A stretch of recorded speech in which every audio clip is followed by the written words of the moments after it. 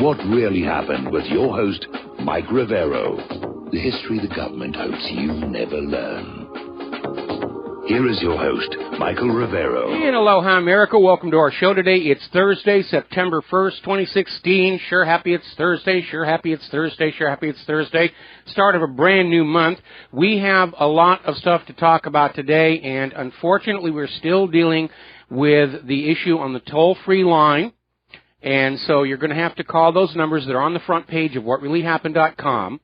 And hopefully you'll be able to see those just fine. But the numbers, just in case, 512-716-1603, 512-716-1883, 512-716-1897. And they don't cross over. If you call in and they're busy, you get a recording. So try a different number or just wait and try and call back in there. We're hoping to have this whole situation sorted out very soon. And I went out and I did a web search, and apparently Vonage has really gone downhill. I found just all these websites about, how terrible their service has become, and for a lot of areas, it's the only option you have. So we're suffering the evils that we see attendant with fascism.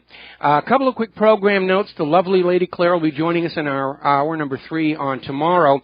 And we at RBN are going to be taking Labor Day off, in part to give our overworked and underpaid control room personnel the day off. It's going to be all repeats. In my case, it's very problematic whether or not I'd be on the air Monday anyway. We'll get into that in just a minute. Meanwhile, obviously, Tropical Storm Hermione is hitting northern Florida as of tomorrow, and it's getting a lot of news coverage, a lot of storm surge. It's predicted to go right up the coastline, past the Carolinas, and then into the New England area. Out here in Hawaii, we dodged a bullet with Hurricane Madeline. It hit the Big Island, and you can actually see it on the animation of the satellite images where it hit that huge column of rising warm air from all the volcanoes, and it basically caromed off to the south there. So we dodged a bullet on that one. But we're looking at Hurricane Lester is coming in on the weekend. It's a much more powerful storm than Hermione, but there's a lot less of us to hit in its way, and it's going to be here closest to Oahu late Saturday. Most of the Hawaiian Islands are already under a hurricane watch. People are being cautioned about the inundation zones. We're obviously too high to worry about that, but we are on a ridgeline, so basically the wind just comes in without anything in its way. So starting this afternoon, I got to move things around and bring stuff in from outside and sort of get ready for that, because it's going to be spectacular, and yes, I'll take videos, and we'll have them on the website next week. All righty, now then, getting on to the political situation. The latest Guccifer leak came from Nancy Pelosi's PC and revealed communications about how the Democrats were dealing with Black Lives Matter. And it betrayed a certain dismissive attitude where they were out there saying, you have to treat these people very, very gently. You can't talk about all lives matter. They get upset. It breaks their little fantasy here. You can't talk about black-on-black crime. Their agenda is solely to create this idea that all crime is committed by whites against black, and we don't want to upset them because we need their support going into the election. Guccifer himself has been sentenced to 52 months for being a major pain in the neck to Hillary Clinton and the Democrats in general, even though the official story now is, it was all Russia. Well, Russia did it. Hey, we know it was Russia. We're going to go after Russia on this one. Now, Donald Trump is out there, and he's making a lot of comments, and he made a comment that's very much in line with that recent Hillary Clinton movie where they point out that it's been the Democratic Party that has been more racist throughout history than the Republicans. And Trump is basically pointing out that, the Democrats took the blacks out of the cotton fields, and what did they do with them? They put them in those urban ghettos. And we're not entirely sure how much of an improvement that has been, but he's absolutely right about that. Now, as you know, Donald Trump went down to Mexico and had a meeting with the president of Mexico, and the corporate media just went completely bonkers about how do you do that? He's grandstanding, he's out there, he's changing his mind about immigration. And no, he isn't. And the reason the media is going ballistic on this one is very simple. Donald Trump is already acting presidential. He's meeting foreign heads of states. He's traveling to meet them. He's doing things Hillary Clinton can't. He's having press conferences all the time. Hillary Clinton dares not have one. And the corporate media is starting to get really kind of tired of this whole thing. It's been 270 some odd days that Hillary will not have an open press conference where she takes uncontrolled questions. So Donald Trump came on back and he made a speech on immigration in which he indicated, no, he's not softening his stance at all. And it was a wonderful speech. He hit it out of the park on this one. And basically he came back knowing he had to undo a lot of the propaganda and, well, let's call it what it is, lies, that the corporate media were laying on him. Trump needed to demonstrate he wasn't crazy. He needs to demonstrate that he's not uninformed, that he's got a bad temperament to lead, he's not scary and not racist, and he basically pulled all of those out. And he came back saying, there will be no amnesty. You will be deported. If you are an illegal immigrant, and if you want to come to the United States, there's a proper legal process you can apply for to get back into the country, which is exactly what the law says. And this pandering to the illegals has really reached an absolute nadir here, because apparently over at Travelers Rest High School in South Carolina, the principal, Lou Lavely, has now banned students from carrying American flags into the football games. Because apparently a lot of the students are Hispanic and this flag will make them feel bad. I'm sorry, this is the United States of America, and it is legitimate to display the football flag, or rather the American flag at football games or anything else that you want to do. And if the Hispanics feel bad about it, too bad. This is the United States of America. Remember what Teddy Roosevelt said. If you want to come here, you adapt to our culture. You learn our language, you learn our laws, you learn our way of doing things, and you understand there is a flag that goes with this country. And this whole PC stuff is just completely nonsense.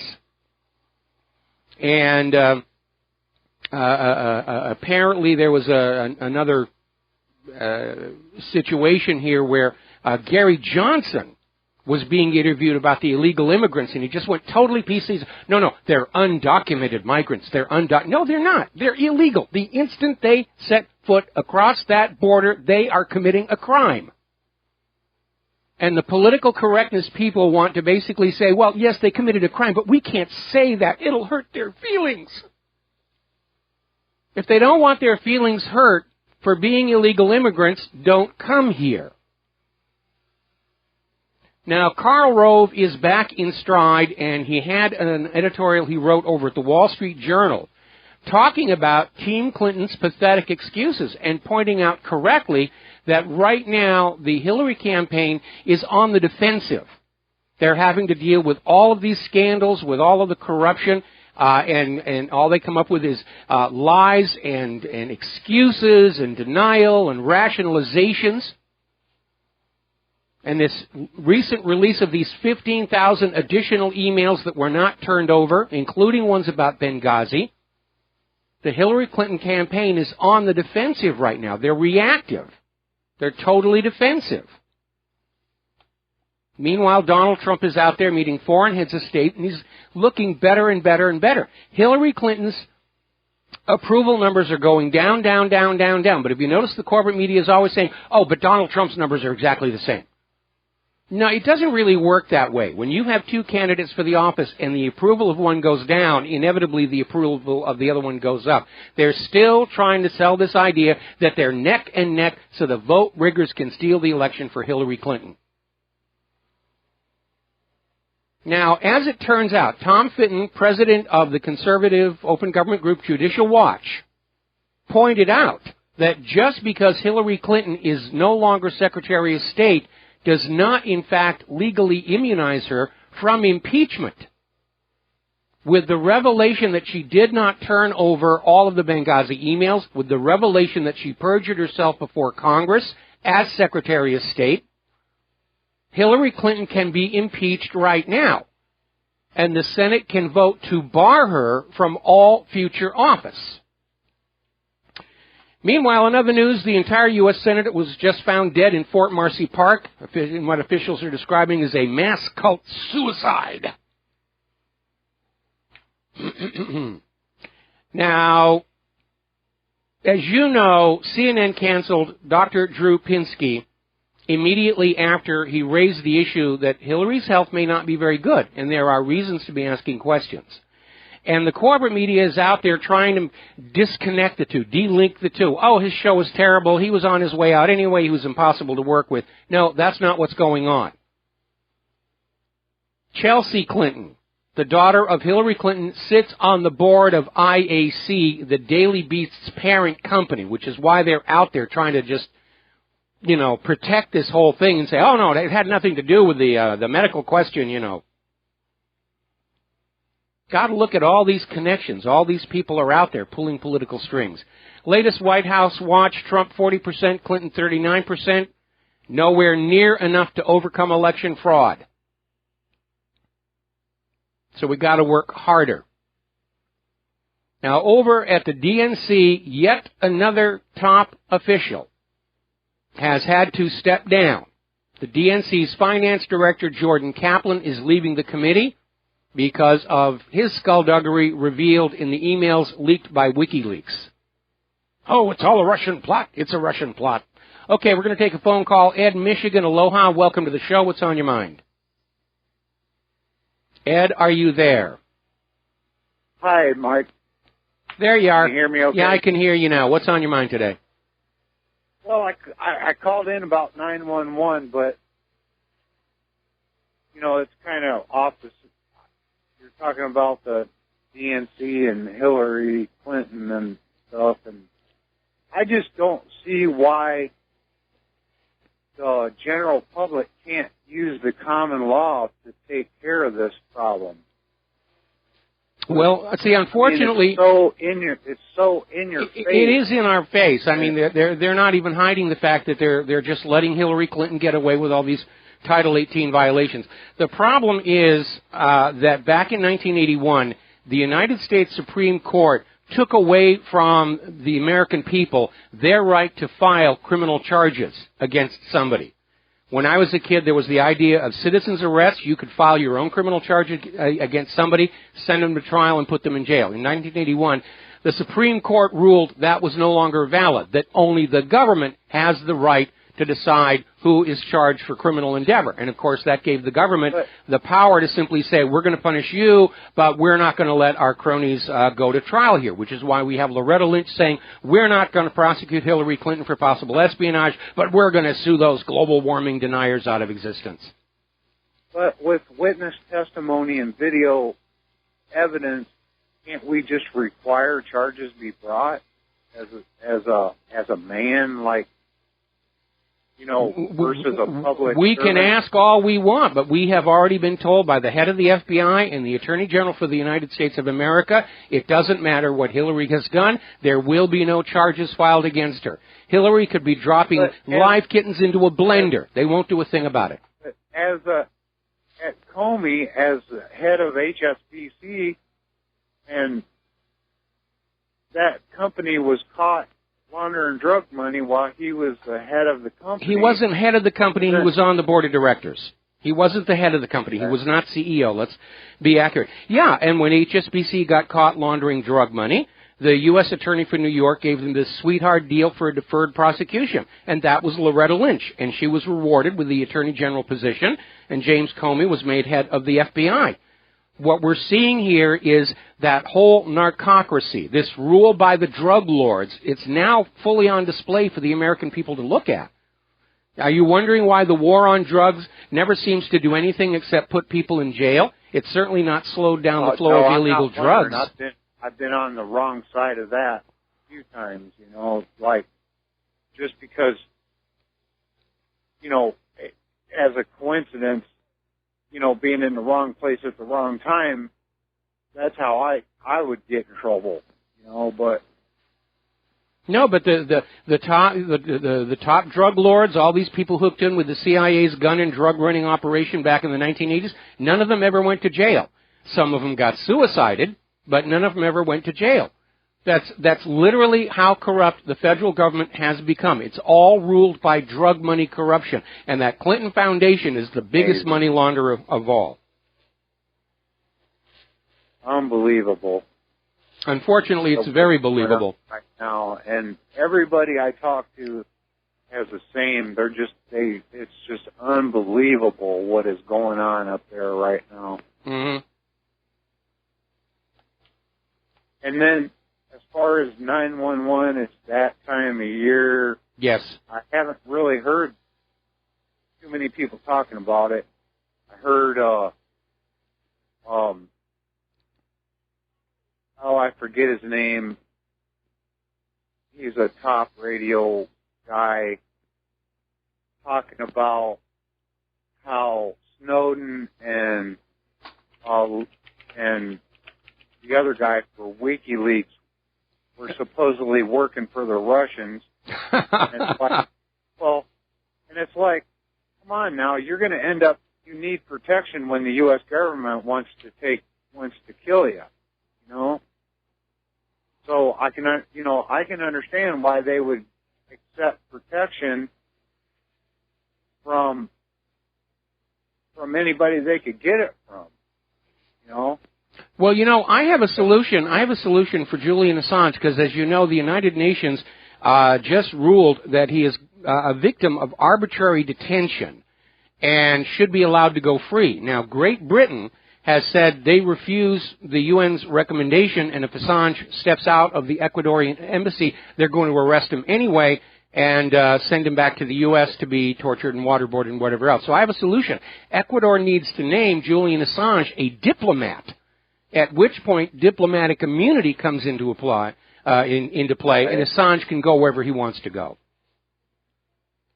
Okay, now back to 911. I watched the second plane hit. I was putting a roof on a building. I'm about 100 feet from that building right now.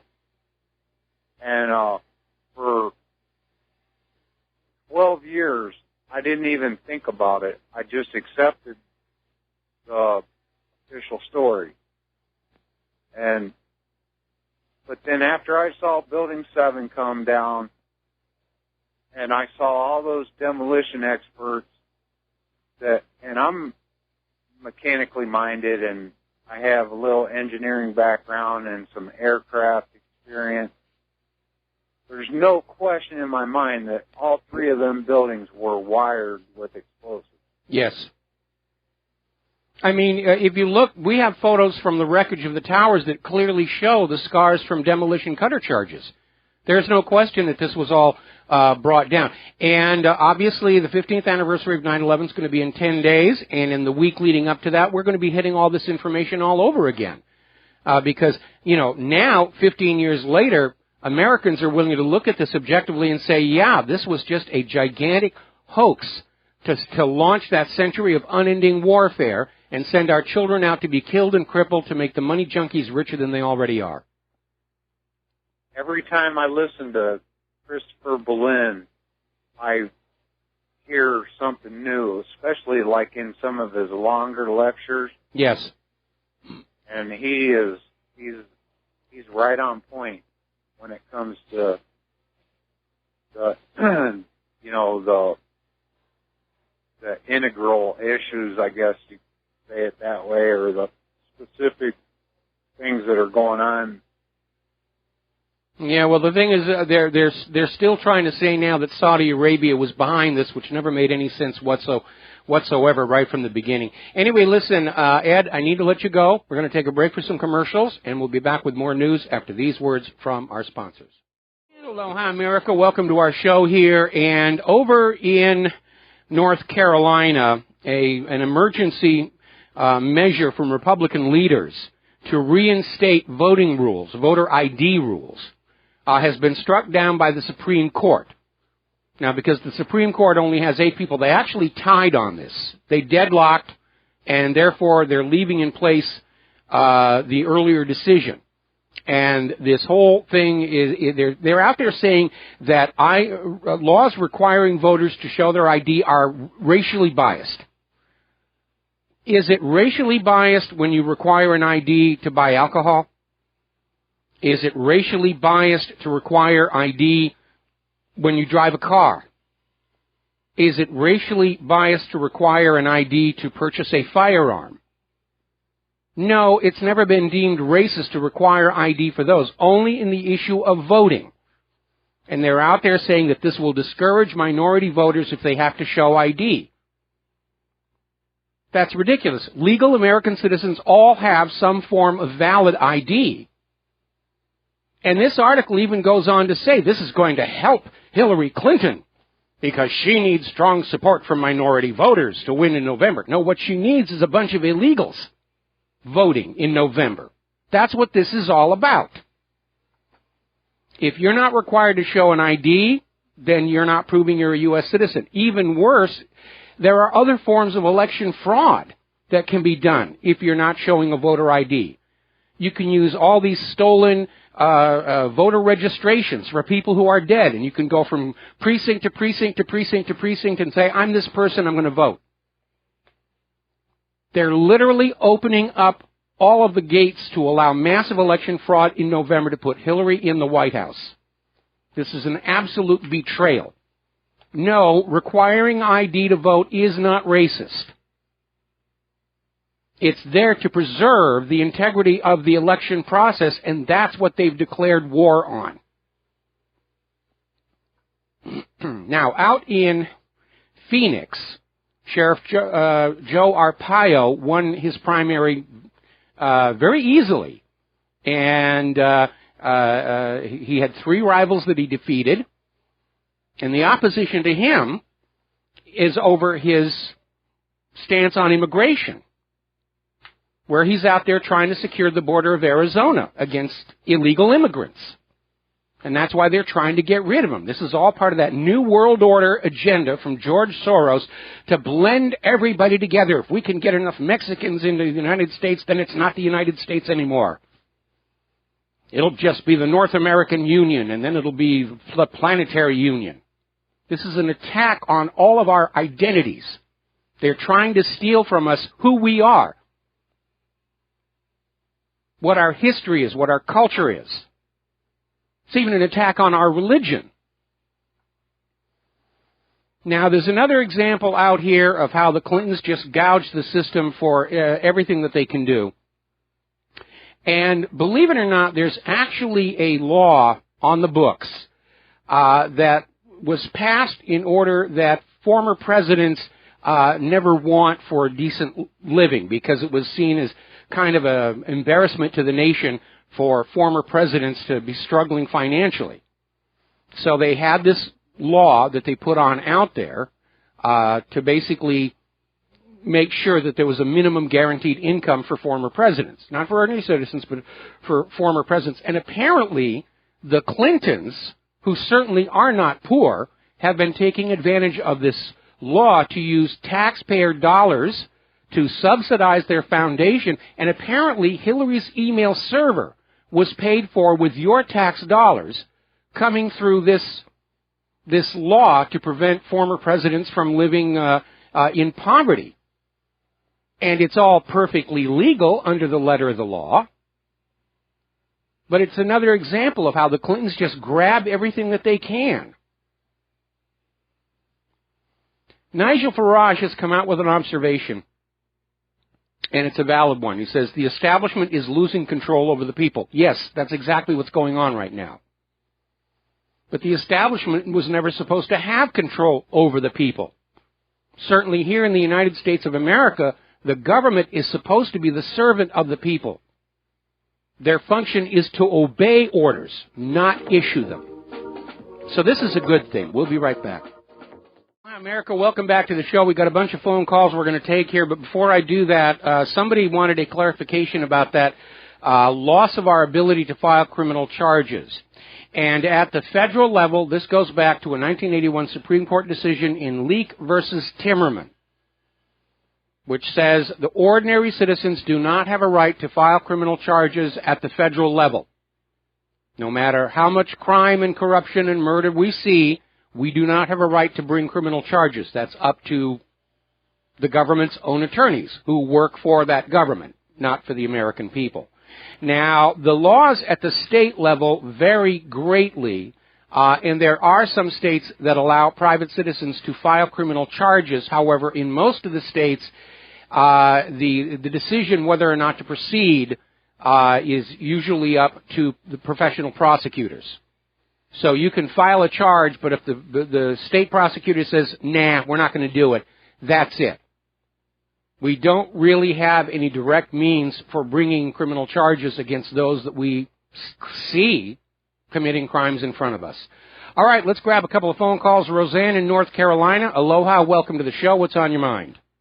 Hi, Michael. I was calling because I had heard you talking about the voter ID law that was just, invalidated. And this isn't the first time that the Supreme Court has come along and invalidated what the voters keep on voting for. Well, in this case, and let's be accurate. In this case, the Supreme Court deadlocked 4-4, so they let stand the lower court ruling. Right, which is just, and I think it's the same thing that happened with the amnesty stuff for Obama. Yes. Right, that's the same exact thing. But FYI, back in 2014, because they allowed illegals to get driver's licenses, all of a sudden over 10,000 voter registrations ended up on our voter rolls. And they can't guarantee me that, or any of the citizens here in North Carolina, that they've cleaned those up. And I've called the county board of elections, I've called the state board of elections, and they just kind of poo-poo it and say, oh, no, our elections are, solid and honest and, they're above reproach. And I just don't trust the process anymore. No, you shouldn't trust the process anymore. In that wonderful documentary, Hacking Democracy, at the very end where they're demonstrating how easy it is to change the outcome of the election on these electronic machines, I love this. There's this one lady who works for the election system itself, and she literally breaks into tears because she believed what she'd been told about how our elections are honest and trustworthy, and all of a sudden she'd had it shown to her. No, it's all a big lie. It is a big lie. And again, this motor voter law, which we've seen across the country, its purpose is to churn out lots and lots of voter registrations to be used by the vote riggers, and in places where driver's licenses are given to illegal immigrants, those voter registrations are basically in the name of people who legally are not supposed to vote. Well, that's exactly right. And as a Hispanic, I'm really insulted because by saying that minorities aren't smart enough to get an ID, to me, that's very insulting. Yeah, it is very insulting. We don't have the capability to get it. It is very insulting. And if you look at how many social programs that are out there, you have to have an ID to take advantage of those. You have to have an ID to get a return at Walmart. Yes, you do. Have a great day. All right, thanks an awful lot. We're going to switch over to Mark in North Carolina. Aloha, Mark. Welcome to the show. What's on your mind? How you doing, Mike? Mike, a couple of things. Well, one is I think it's time the states make a stand on something like this. And like here in North Carolina, and I know they're doing it in Texas too, the governors should come out and say, look, you feds can say what you want. We're going to conduct the elections our way. People are going to have to present ID to vote. Period. If you don't like it, come down and make us. Well, unfortunately, they're on the verge of doing that because Obama is now having the Department of Homeland Security take over control of our national elections, which is not going to reassure anybody that they're honest and fair. What the states should do then, again, especially patriotic states, is start arresting these DHS bums when they come in. I think DHS, anyway, is an extremely corrupt agency. It's basically something that never should have been created in the first place. Frankenstein monster. It's a Gestapo, is what it is. It is. And they should be, like I said, they should be arrested as soon as they cross the state line. But no states have the guts to do something like this. I also looked at the sheriff. The sheriff is a constitutionally elected law enforcement. The only real law enforcement that should be respected because they work directly for the people who voted, who elected them. Sheriffs should do something about this too. Time we stop letting the federal government turn this into a dictatorship, and you could do it this way legally too, because like I said, the states have to force a law behind it. Nobody ever gave the federal government this kind of power. They took it on their own. You're exactly right, they did. The problem we have with most state governments is the people in state government view their positions as a stepping stone to the big jobs in Washington, D.C. So they don't want to alienate anybody in Washington, D.C., because after they're done being a state legislator or a state governor, they want to run for the Congress of the United States of America or the White House. And so their sympathies are not with the people of their state. It's with that drive for more and greater power and authority and glory. But then another thing I wanted to tell you is, they're trying everything they can now to attack Trump and everybody around Trump. And one of the worst offenders is Glenn Beck. Glenn Beck the other day said, matter of fact, without any kind of proof, even though he's married, Trump's daughter is married to a Jew, and I think she even converted to Judaism, if I'm not mistaken. Yes. He said Trump hates Jews. He was comparing with what's his name, with David Duke, and says they both hate Jews. Matter of fact, this guy is getting out of line. He also was blaming Russia for just about everything, including the the leaks and everything else. Mm-hmm. Basically, he says Assad is working for Russians. I think it's time we start calling this guy out and making it clear. Americans start making clear that Glenn Beck is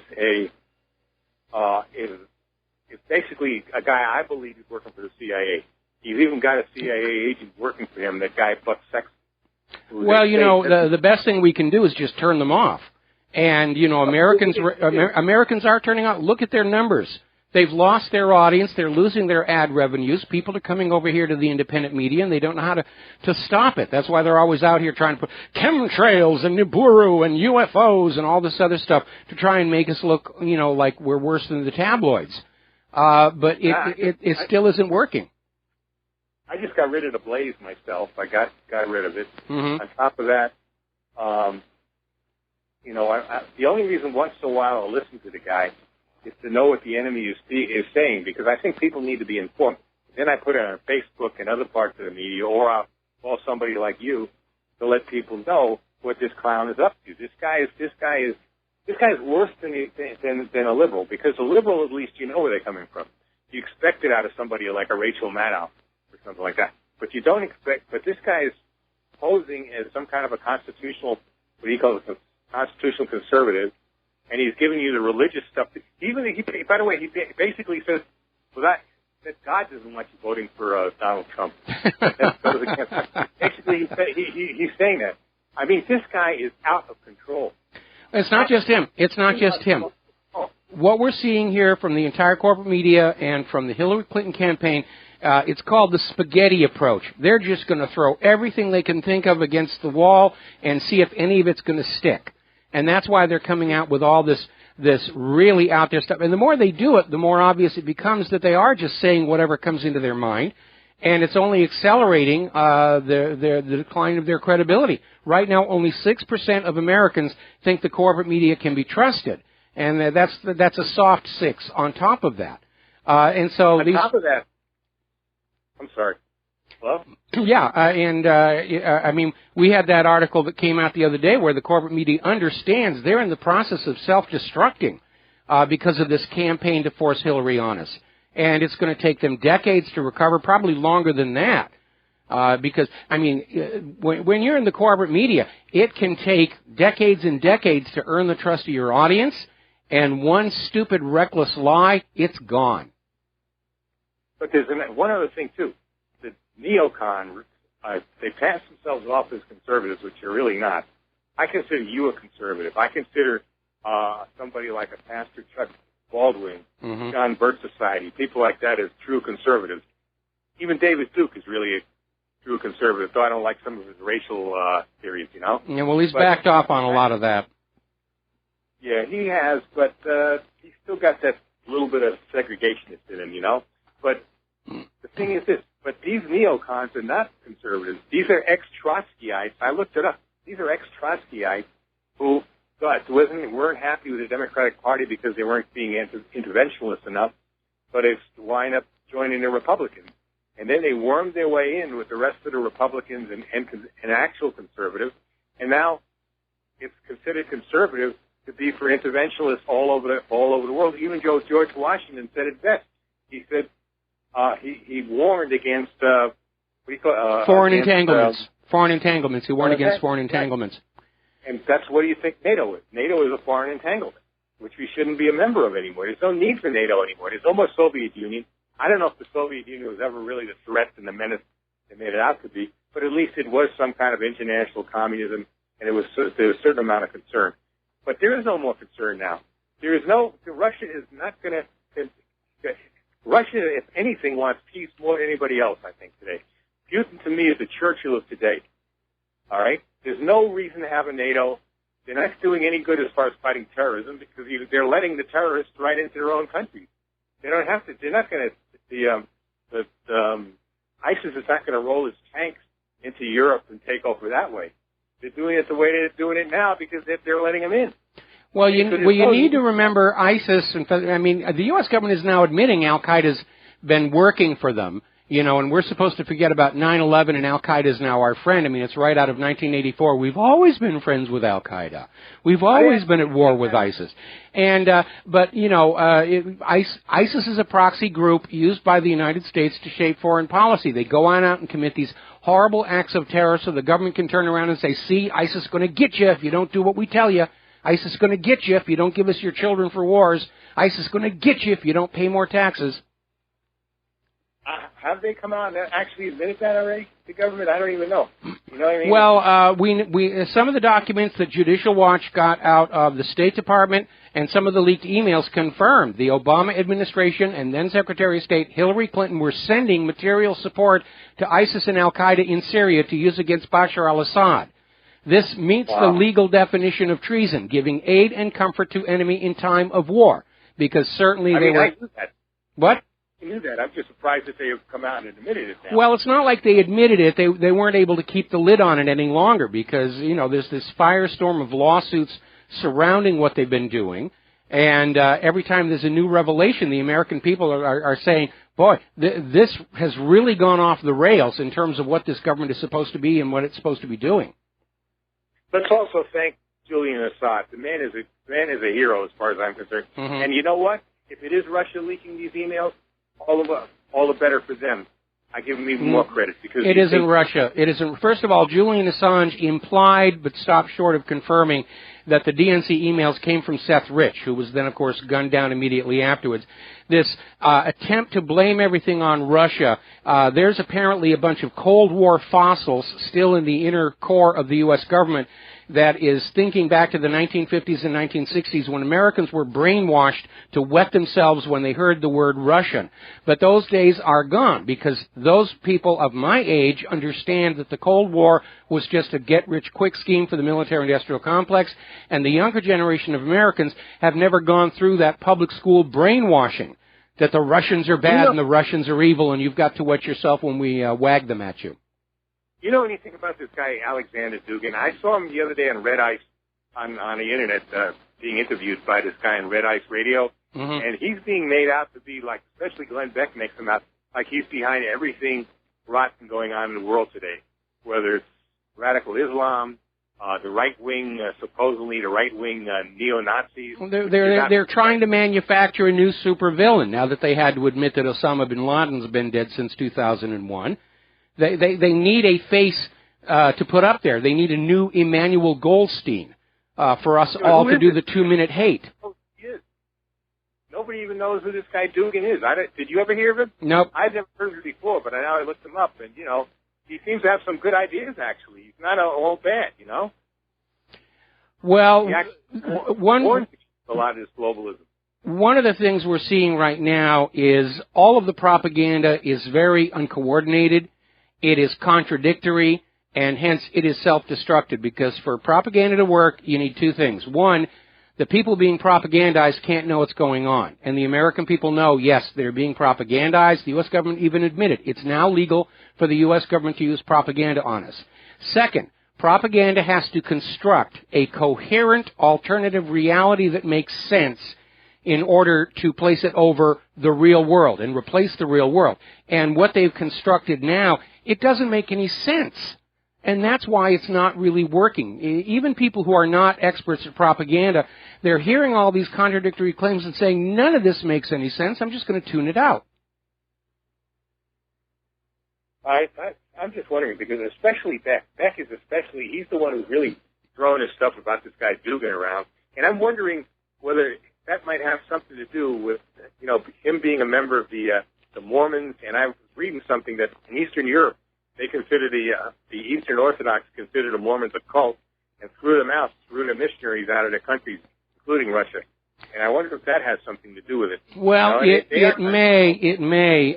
My concern are with these real fanatics who are running around this country absolutely convinced that if they can help Israel set fire to the planet, that Jesus is going to come down when it's all over and invite them up to the big house. And they really scare the heck out of me. Anyway, listen, Mark, I need to let you go. We're coming up on another commercial break here.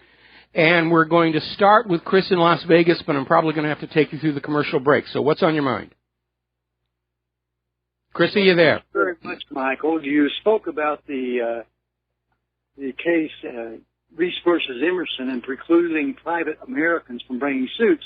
While that is correct, there is a proviso for those venturesome spirits that wish to take on the cloak of the law and vindicate the rights of the abused under the Public Policy Acts of Congress to protect, the guard and defend those that are least sophisticated. There is the option for a USA ex relation case, whereby you as a private individual can bring a case with a public interest against bad actors acting outside scope, sphere, and color of law. Yeah, but that's a civil case. That's not a criminal case. I agree with you. However, there are aspects of criminality that brought under RICO statutes under the civil side that also apply the criminal aspects to it when they come into play. Yeah, but it can still be overridden by the prosecutor. Anyway, Chris, we're going to let you go. We got to take a break for commercials. Back with more news after these few words. Hi, America. Welcome back to the show here. So let's talk about the war zones, emphasis on the plural. Turkey has now declared a name for its insertion into Syria. It's called Operation Euphrates Shield. And there is no question it's changing the dynamic in Syria. They're not sure which way. Clearly, the U.S. is on the verge of alienating its Kurdish allies in Syria. There are too many players. Nobody's able to keep everybody happy. A lot of analysts are saying that this is in the long term going to help out the United States, but yet we have the United States out there demanding Turkey get on out. The problem is, so far as we can tell, Turkey's, like Russia, going after the real terrorists. Now, Turkey has already declared they will not accept any ceasefire with the Syrian Kurds. They're definitely out there, and, of course, from Erdogan's point of view, what he's trying to do is eliminate this plan that's been coming from the United States for quite some time to form a new nation, a Kurdistan, by carving out chunks of Iraq, Syria, and Turkey. And obviously Iraq, Syria, and Turkey are not on board with this idea, but the U.S. has been pushing this idea, and it's part of this larger plan to take the larger nations in the Middle East and break them up into little tiny pieces that are easier to bully and push around. Meanwhile, over in Libya, their unity government is pushing to liberate the last Sirte district from ISIS. And unfortunately, the unity government is the imposed U.S. puppet regime. And these days, they're calling anybody who's opposed to the U.S. ISIS, even if they are or are not. Meanwhile, Obama is extending the Libya war, will keep U.S. warships off the Libyan coast, on station there to go on out and just drop bombs wherever they need to go. Over in Syria, the terrorists have cut the water supply lines to Aleppo, trying to get the population of Aleppo to surrender. They're trying to regain Aleppo, and they're resorting to deprivation of water. And by the way, that's crime against humanity to do things like that. But at this point, the U.S. and its proxies don't seem to care. Over in Yemen, Houthi forces have captured territory in Asir, Saudi Arabia, close in on the Narjan provincial capital. And this has been a major blow to Saudi Arabia inside Saudi territory. So Yemen is not working out the way the U.S. wanted. What's wrong with those people of Yemen? Don't they know when we impose a puppet government, they're supposed to love that puppet government? They don't understand the rules we just made up here. Now, as you know, one of the potential flashpoints continues to be Ukraine. And Poroshenko has been out there provoking, trying to get something going. Putin is not having anything to do with it. More when we come back from station identification. And aloha, America. Welcome back to our show here, hour number 2. And once again, our toll-free number is not working.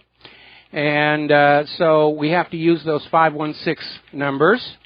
And I will get those for you here right now. I'm sorry, 512-716-1603, 512-716-1883, 512-716-1897. Now, we're talking about what's going on in Russia and Ukraine, and we have seen Poroshenko just trying to goad Russia over and over and over again. They're out there still saying that Russia stole Crimea, which is not what happened at all.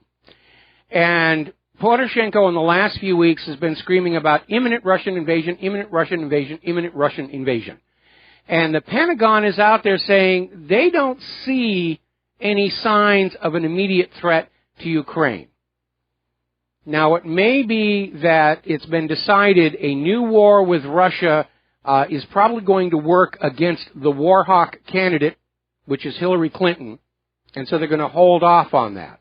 We do know that Poroshenko bought those old junker Soviet tanks from Hungary, and he could, if pushed, paint them in modern Russian colors, park them by the border, and bomb them to stage a phony attack the way Hitler did at the Gleiwitz radio station. But it is no secret that Hillary Clinton wants a war with Russia.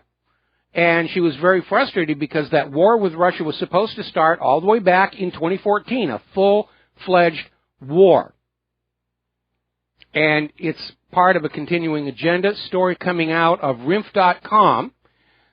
Leaked emails are filling in the picture of a Bill and Hillary Clinton plan to destroy Russia, a plan that originated with U.S. President George Herbert Walker Bush in 1990 and has been followed by every president since then, to remove the one remaining obstacle to U.S. domination of the world. All right, we're going to take a phone call. John in Texas, aloha. Welcome to the show. What's on your mind? Hey, how you doing, Mike? Doing okay. Yes. Wanted to talk about the Ukraine and with the Ukraine. You know how when they were doing stuff in Crimea and Russian considered that terrorism? Mm-hmm. But, you know, it wasn't portrayed around the media like terrorism because I guess, you know, they weren't Arab or something like that. Could it be that maybe Poroshenko is buying those old tanks and everything? Because, you know, I think you reported that Ukrainian militias or something are just like, you know, cash in hand, we'll sell you weapons and we don't care who you are, right? Something like that? Well, there's a lot of that going on in all of the war zones. I mean, even the Pentagon has admitted they've misplaced literally thousands and thousands of weapons, and they don't know where it's gone. But those...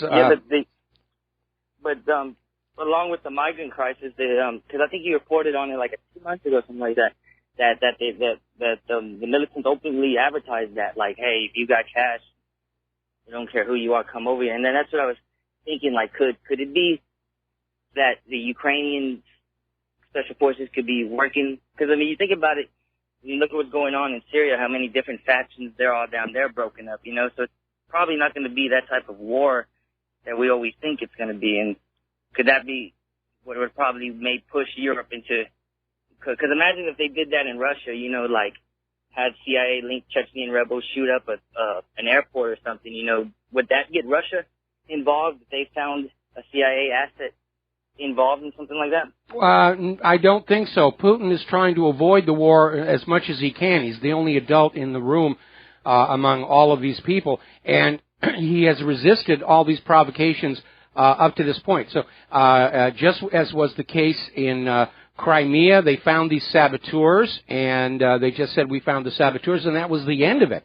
And Poroshenko may have sent these people in there to Crimea to be captured, to try and provoke a response from Putin, and Putin's not going to do it. Putin is absolutely not. You don't think those people would have tried to do anything cynical? I'm not sure what you mean by cynical. I'm not even sure what you mean by those people. The people that were captured by the Russians, you don't think that they were actually, you don't think they would have, if they weren't captured, you wouldn't think they would have carried out their mission? I'm sure that they were told that they were just going in to commit acts of sabotage. I mean, obviously, Poroshenko's not going to send these people in there and say, I'm sending you in there to get captured and made an example of by Russia. They wouldn't go. But you don't think there's neo-Nazis in the Ukraine that really radically hate Russians as a race or as a people? Like, you really think they wouldn't just do that just to do that? I mean, they are bombing the southeast just indiscriminately, shelling it. I mean, there is a small segment of Ukraine that has a tremendous hatred of Russia, but the vast majority of the Ukrainian people see themselves as culturally aligned with Russia. Ukraine was at one point. Who's in the militias? Who's in the army, though? Conscripts, mostly. And you need to understand the reason Poroshenko is moving as hard as he can to establish an outright dictatorship is because he understands the people of Ukraine are fed up with all this warmongering and all the destruction it's caused in his country. They've got a massive desertion problem out of the military over there. He does not have the support of the people in the eastern Ukraine, and he's doing everything he can to hang on to power, and that includes starting a war. Because his idea is if he gets a real war with Russia going, the people of Ukraine will forget all about the crimes and corruptions and how Poroshenko came to power, and they'll stand with him loyally. I'm not sure I would want to bet the farm on that. We're going to take a second here to do a shout-out to our on-air affiliates and who are rejoining our network. And so basically, I mean, Ukraine is a tinderbox, no question about it. But at this point, Putin is trying to avoid allowing the situation to escalate. I was going to ask your opinion. This is another topic on the other side of the world. What is your opinion about what's going on in the Philippines and how the president there said that he thought John Kerry was crazy or something like that? Because when he met John Kerry, he just left him a suitcase with money in it and didn't say anything. And you heard what the president's doing over there, right? He said he's like giving medals to people who kill drug pushers and everything. I mean, and like thousands of drug pushers and users have given up, and the cartels there have offered bounties for him, and then he's like upped the bounties and been like, no, I'll give you more money and a medal. And he told the police, and I think this was cool, to get the corruption out of the police. He told the police, if you find your colleagues with them, or if you find them, like basically saying, if you find drug dealers, shoot them. So if any of the police are involved in there, and he says if you can't arrest them, they act violent, shoot them, and I'll give you a promotion on the spot.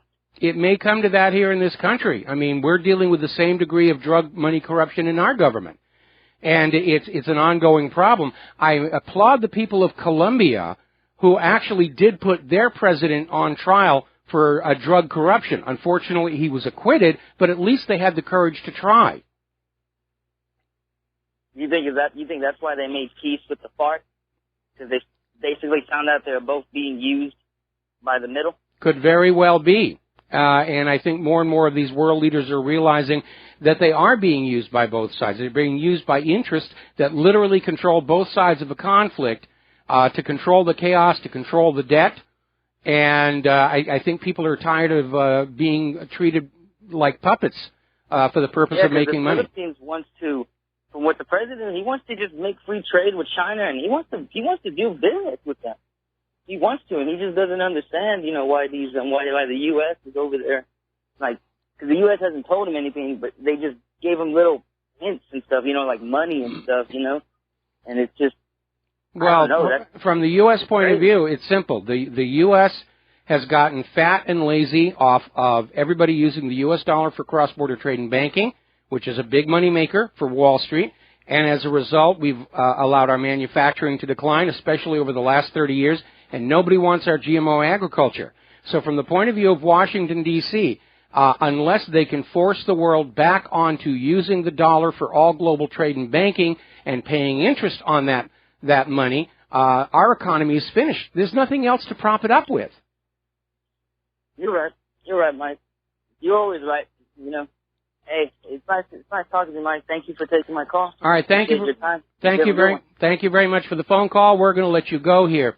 Now, over at the United Nations, a senior UN official, Lucina Zerbo, the executive secretary of the Comprehensive Nuclear Test Ban Treaty Organization, said it is time for Israel to ratify the Nuclear Test Ban Treaty, and they should set a timetable of 5 years. Good luck on that one. Israel still officially denies having nuclear weapons. Their policy is nuclear ambiguity. Maybe we do and maybe we don't.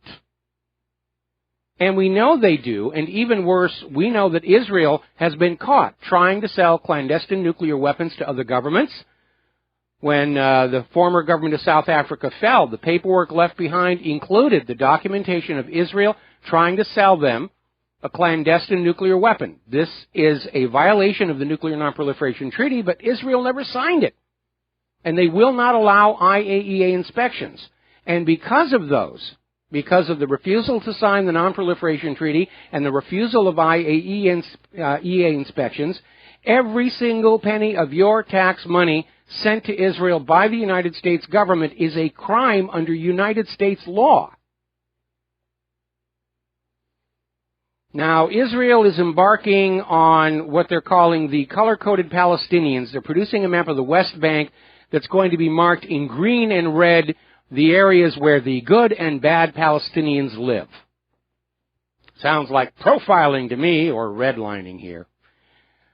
Getting on to U.S. weapons of war, and this strikes me as an extraordinarily dumb thing to be talking about. This is out of Sputnik News. The F-35 has got a lot of problems, and the U.S. Marines have decided that the best way to find the problems is actually to deploy this thing into the field, possibly into combat, to see what isn't working. I mean, that's just absurd. This is not ready to go into the field. Even the Pentagon said that.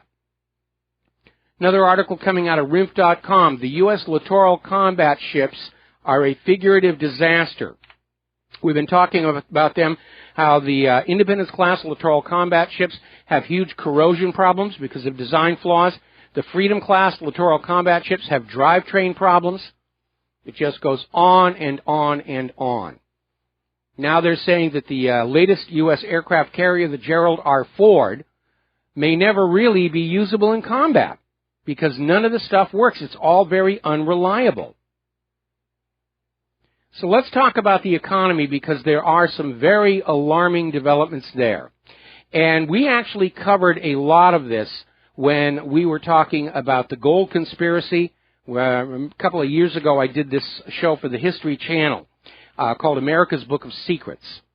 And we talked about the gold conspiracy, about how people were playing games with other people's gold.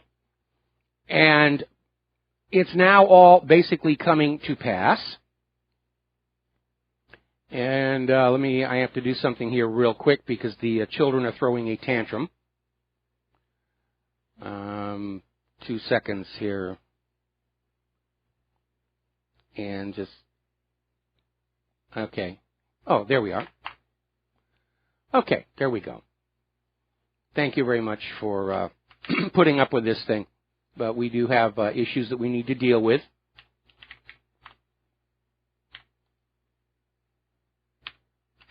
Okay, all right, we're back here, and I got the evil ones back under control. So here's the deal. Over in Germany, there is a gold trading company called Xetra Gold. It is owned by Deutsche Bank. And what they have been promising their customers is, when you come in and you buy a paper contract for gold, that somewhere in their vaults there is the physical gold sitting there if you want to redeem the paper. That's the way they're supposed to be operating. The paper contracts are backed by physical gold. All of a sudden, there was an announcement where redemption of the physical gold is being refused. This may be the beginning of the gold run.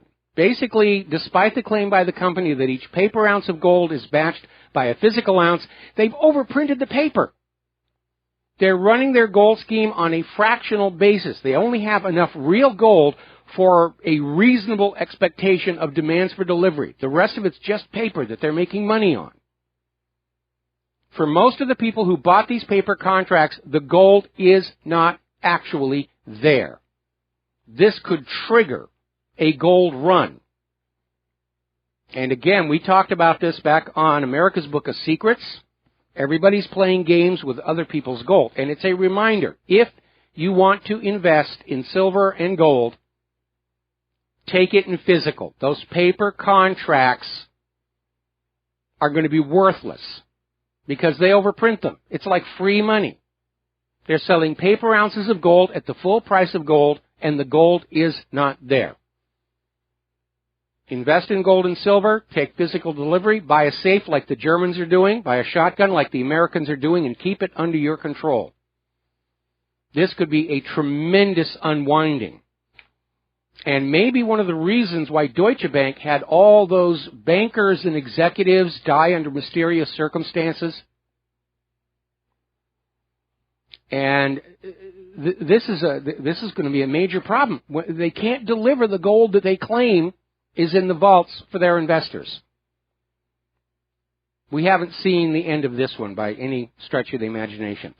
Now then, over in Korea, following, again, major declines in the Baltic Dry Index, South Korea's Hanjin Shipping, which is the country's largest shipping firm and the 7th biggest container carrier in the world, has gone into bankruptcy.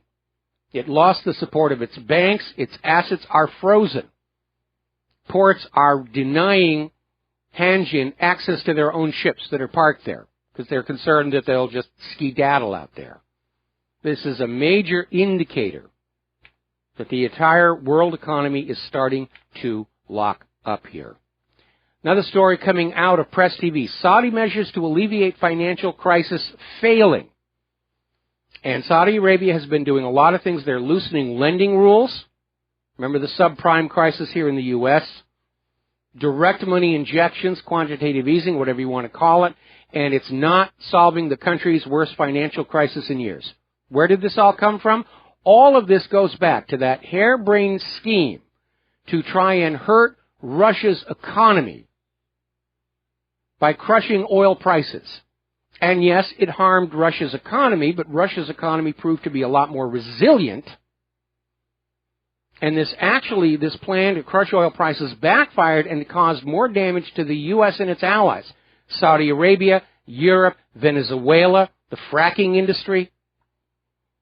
These people in Washington, D.C., they get a soundbite in their head and they do not think it all the way through to see what the long-term results might be. The other day we were talking about how Germany has said TTIP is dead. We reject this idea of the United States coming on in and telling us how to run our business internally. France has just stepped up and said exactly the same thing. French President Francois Hollande is saying there will be no TTIP deal at least this year. Austria is saying exactly the same thing. These so-called free trade agreements are crumbling. And let's be honest, if there's free trade, you don't need an agreement, do you? These agreements are not about free trade. They're about constricting trade to the advantage of the United States of America and multinational corporations. That's what it's really all about. Walmart is about to cut 7,000 of what they consider to be high-paying jobs, mid-level managers, department heads, and this really at the beginning of the holiday shopping season. That's not a good sign. I mean, we were over at Sam's Club the other day. They've already got the ribbons and the wrapping paper and everything. It's all out there on display. Oh, we're going to have a wonderful Christmas. Story here, 7 out of 10 millennials are disengaged from meaningful employment. And what we're seeing here is another lost generation, like the beatniks or post-World War I, because these people have grown up being constantly reminded, it doesn't matter how hard you work, your life will not get any better, so why should you bother? Got to take a break for commercials. We'll be right back. And aloha, America. Welcome back to our show here, and let's talk about the immigration issue, which is not going away. Apparently, there was a pro-refugee rally held at the Washington Monument at the National Mall last Sunday.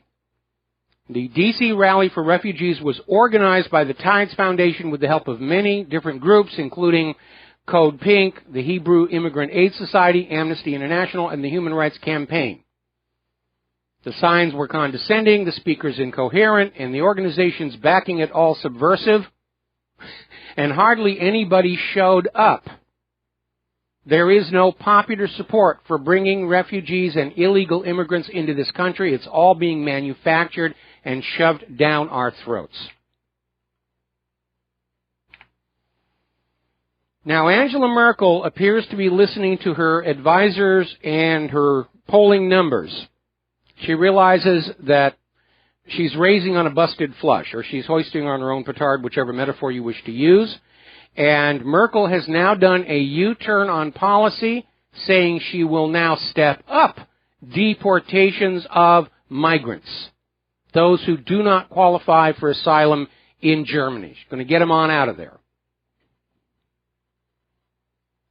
Now, over in Paris, this is an example of reckless thinking and planning.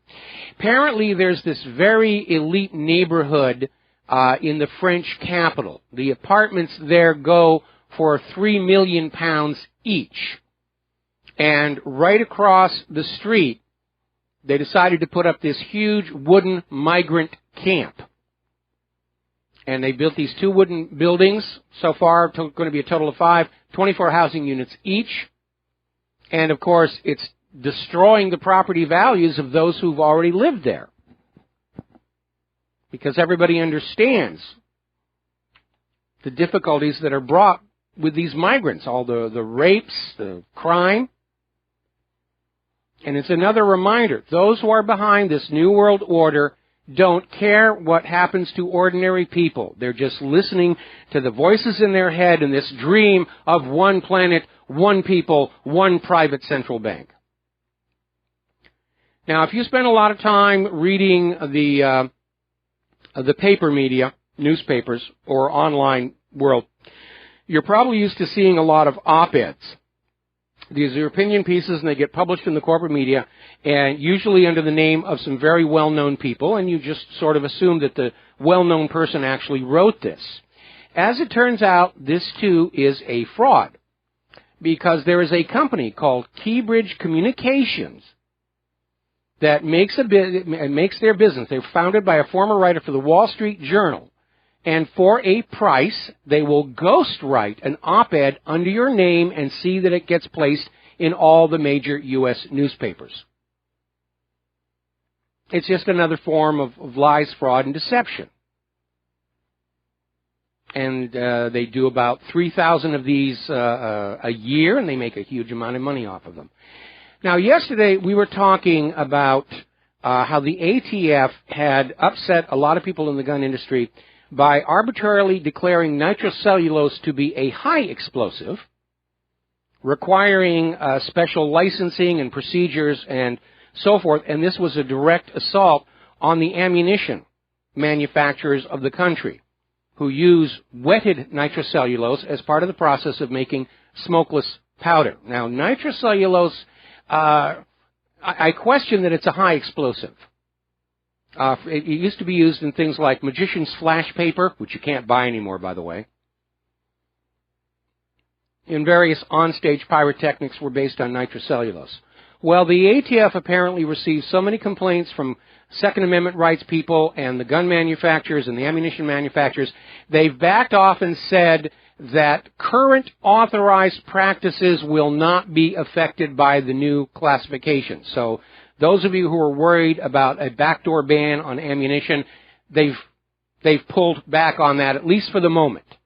So the ammunition companies can go on making smokeless powder. C, complaining to the government actually can have a result if you do it loud enough. Now we have another issue out here, and it has to do with privacy, because once again we are seeing the beginnings. Okay, we got to take a break for commercials here. Aloha America, welcome back to the show here, and I got a comment in the chat room pointing out that most of the shipping containers in the port of Seattle are from Hanjin. And so we may see a bit of a cascade from the bankruptcy of this shipping company hit port facilities in the United States. Now, I'm sure that other shipping companies are going to step in and fill the gap, but the reality is there just isn't that much volume of raw materials and finished goods being sent around anymore. Because all the wealth is concentrated at the top, and there aren't enough of those people to buy all the products to keep a consumer economy going. All right, we're going to take a phone call. Mateus in Canada, aloha, welcome to the show. What's on your mind? I guess they're just going to have to make robot shoppers at some point. Hey, I've got two comments or one question. Got cut off by the break yesterday. This one has mentioned that my idea of a Trump statue with a Captain America suit would be right beside a Hillary statue in a jailbird suit. That would be awesome. Well, I would definitely like to see that latter one. Yeah, definitely. Okay, here's the idea. Okay, Alex Jones, there's an Israel connection because he's obviously avoiding it. Hillary Clinton, there's an Israel connection, obviously. Hillary names Jones in public, and I'm wondering, I'm probably paranoid about this one, I'm getting so cynical, but I'm wondering if it's possibly a ploy to direct the truth movement to a non-Israel conspiracy source. Well, first of all, I mean, it's no secret Alex Jones supports Israel. There's a video of him on YouTube from earlier in his career, where he says, you know, I'm a supporter of Israel. I'm always going to back Israel, and so it's not like it's a big secret there. In terms of, first of all, I'm tired of the term conspiracy website, because conspiracy is a diminutive that the government uses for the truth movement. So I would say truth website or independent media website, and there's certainly a lot of those around. And you're just going to have to read the content and decide for yourself if they're pushing an Israeli agenda or not. Specifically, I'm referring to the fact that Hillary Clinton got up on a podium and named Alex Jones by name, deriding him. And so I'm wondering if this was an establishment attempt to try to push the truth movement people like you and me over toward what they are saying is a conspiracy site that's non-Israel based, like an agenda of the establishment to try to sweep us over to a non-Israel Alex Jones. That was just my paranoid thought. Well, it almost seems too subtle for Hillary right now. I think it's just Alex Jones has name value. Everybody knows who he is. And she just grabbed a name because we know the establishment is very much opposed to the independent media. They're trying to find some way they can limit it or shut it down. Hillary's come on out and said that these websites don't have a right to exist, and how she's going to get around that First Amendment is going to be a bit of a trick. But we know she's opposed to the First Amendment. She's opposed to the Second Amendment. She's opposed to the Fourth Amendment. These people currently in Washington, D.C. are not true Americans, because they're attacking everything that makes America what it is supposed to be. They're domestic enemies that we're warned about in the Constitution.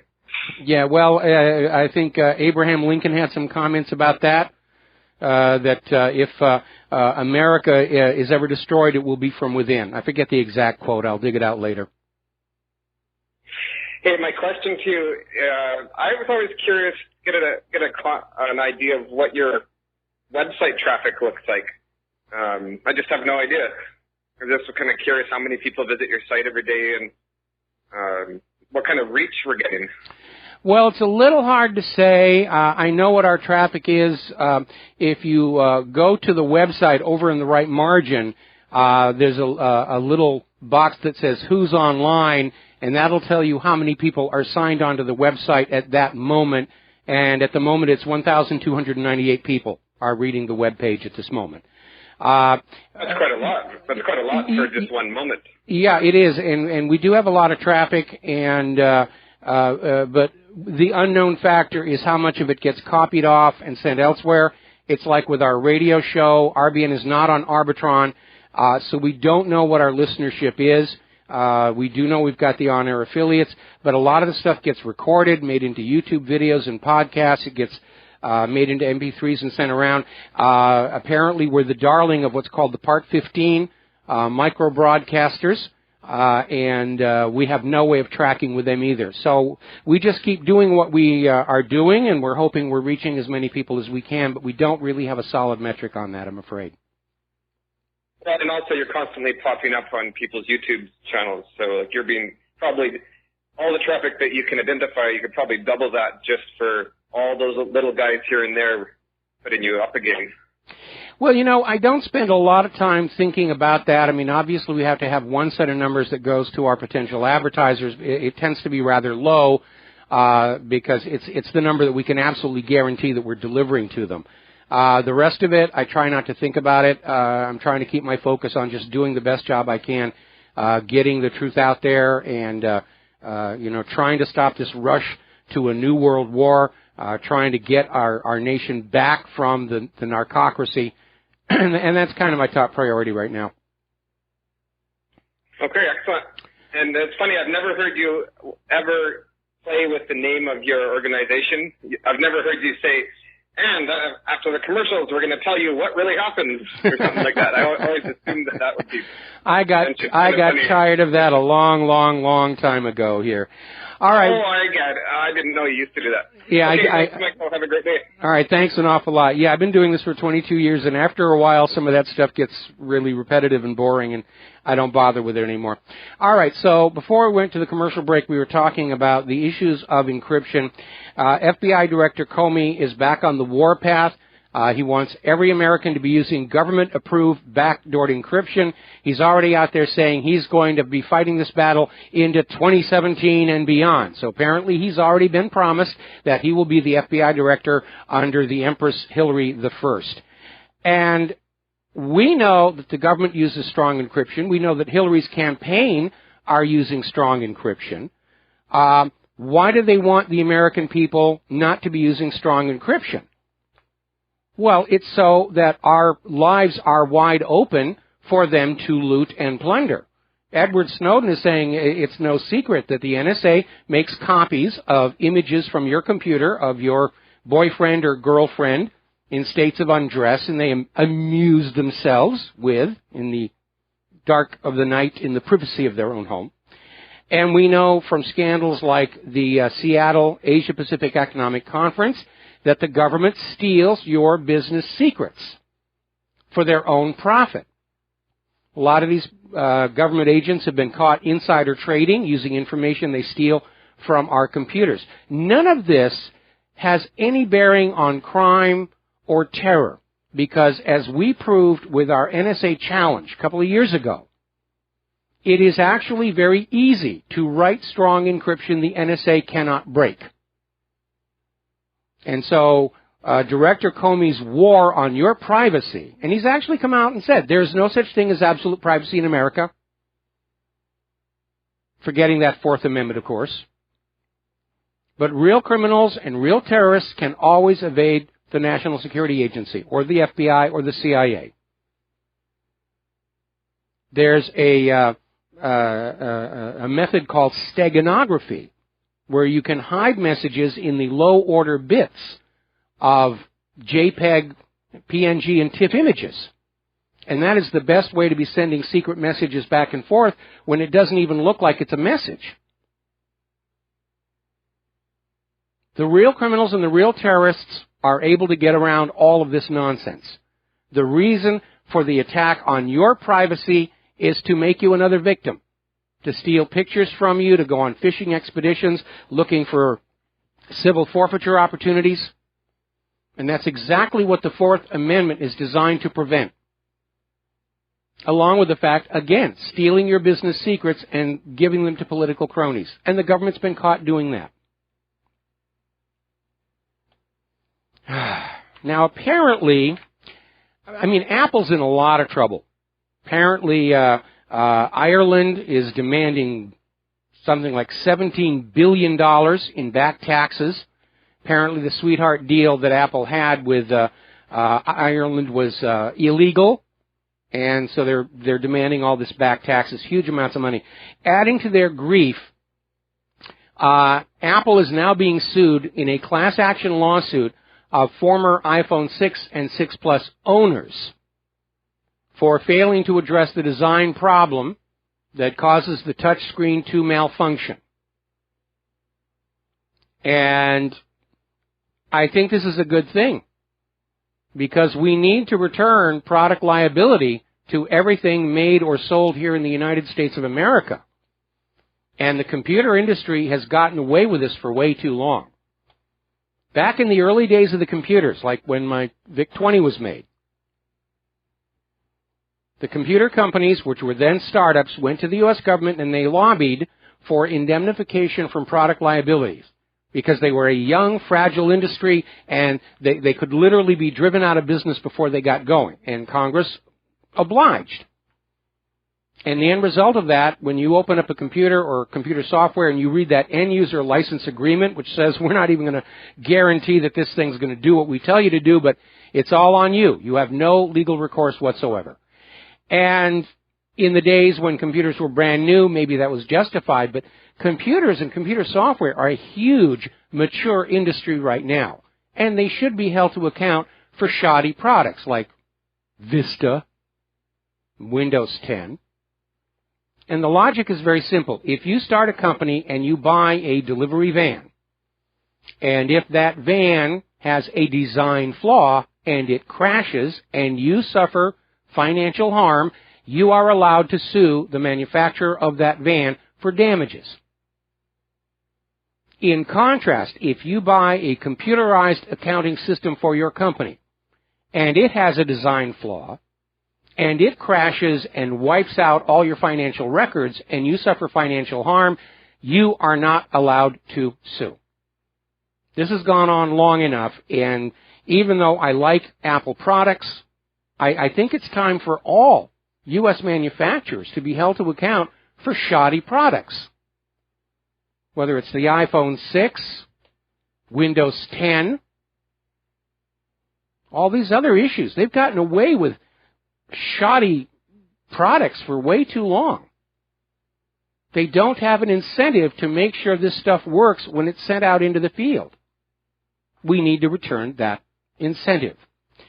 Now, apparently there's an ongoing war regarding BitTorrent clients, and you need to be very, very careful, because a lot of the torrent clients that are being given out for free have malware embedded in them. There's no such thing as a freebie out there. If you need a BitTorrent client, buy one from a recognized, reputable company. And apparently, this has led to the first ransomware ever found on the Macintosh, on OS X. And it's called the OS X Kidnap. And those Apple users, they actually believed the advertising that Macs were somehow immune to viruses and malware. And that was never really true. What it was is, back when all of this cybercrime began, the vast majority of computer users were on Windows machine. It was a very rich field. There literally were not enough Macintoshes out there to make it worth their while to write malware for the Mac. Well, Apple has now captured a larger share of the market. And yes, the malware writers are now starting to turn their attention to the Apples. And those Apple computer users, they're not the battle-hardened veterans we Windows users are, or Linux users are. We've been dealing with this stuff for years. We've got a lot of experience with it. And these Apple users are kind of babes in the wood. And they're not up on the ways to protect their systems.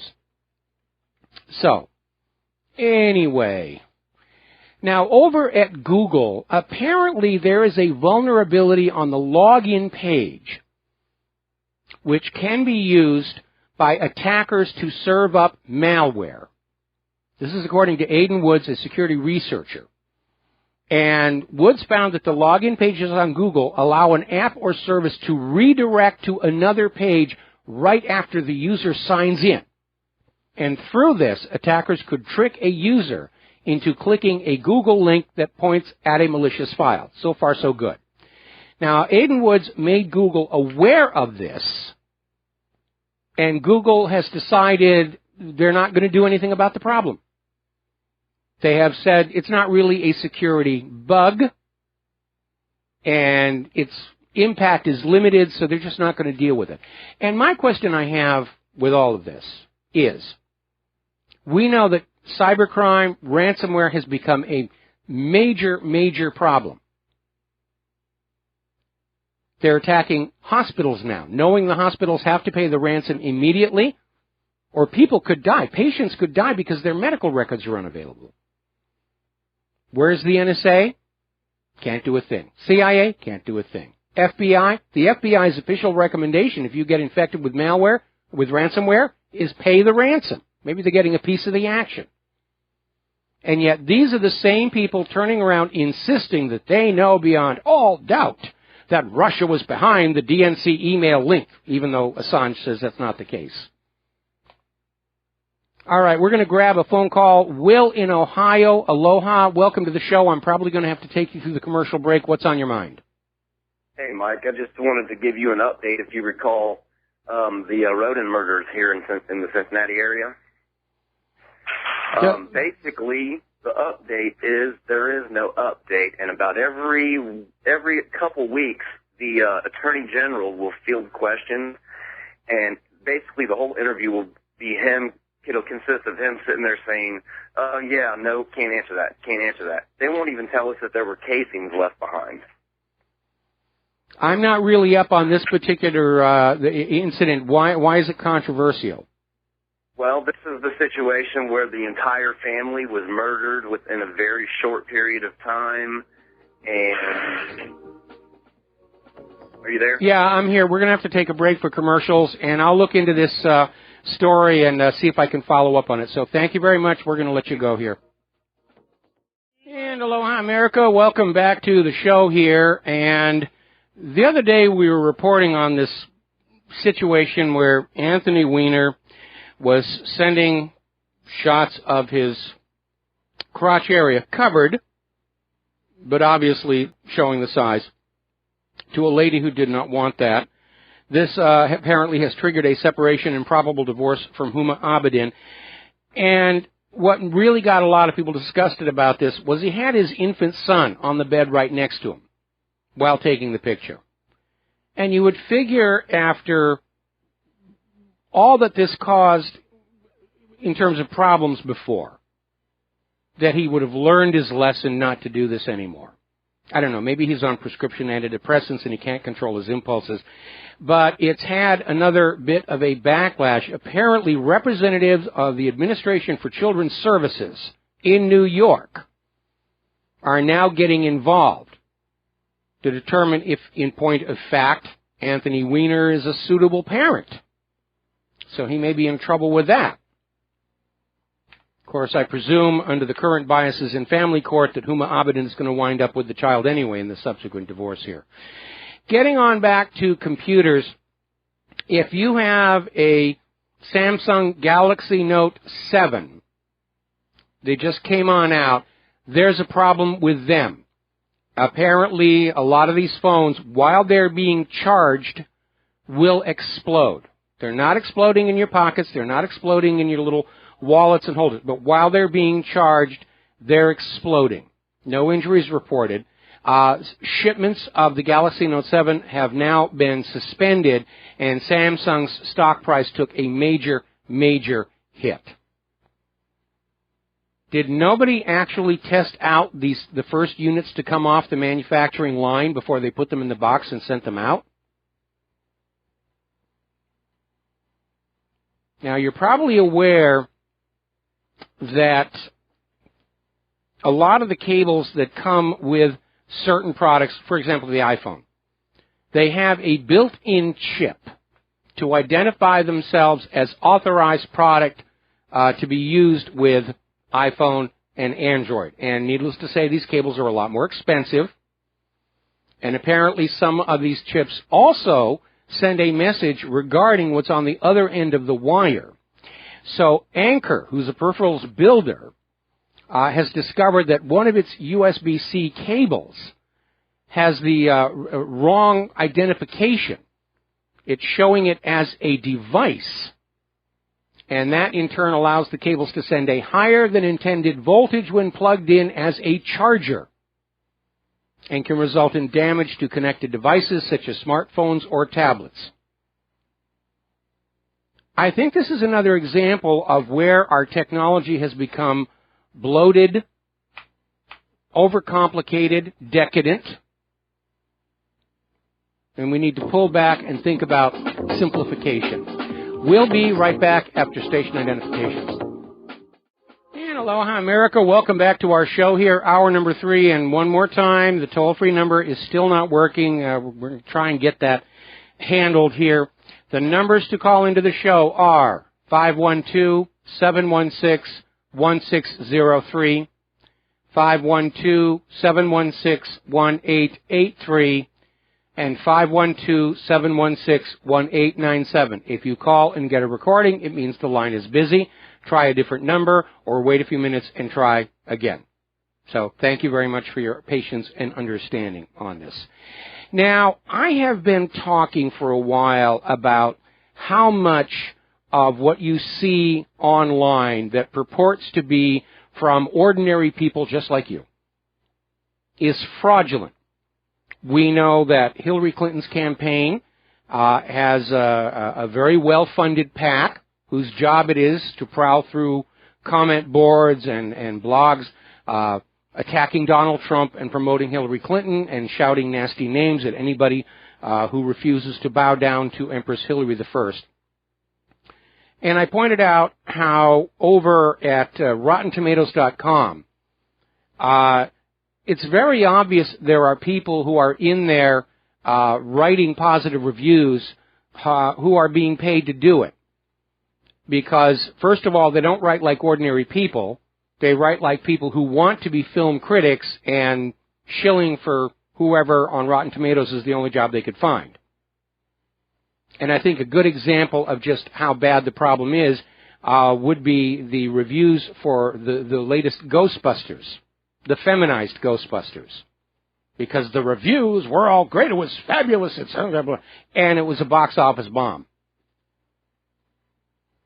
Well, there's an interesting little article over here on Cracked.com, which occasionally has some very good commentary about life. And it's headlined, I Get Paid to Write Fake Reviews for Amazon. And it's basically a story by somebody who got involved in online commenting and just lays out how you actually get work doing this and the rules you have to play by to not become obvious. Now, the good news is that more and more websites are trying to crack down on obvious bought and paid for reviews. Some are, some aren't.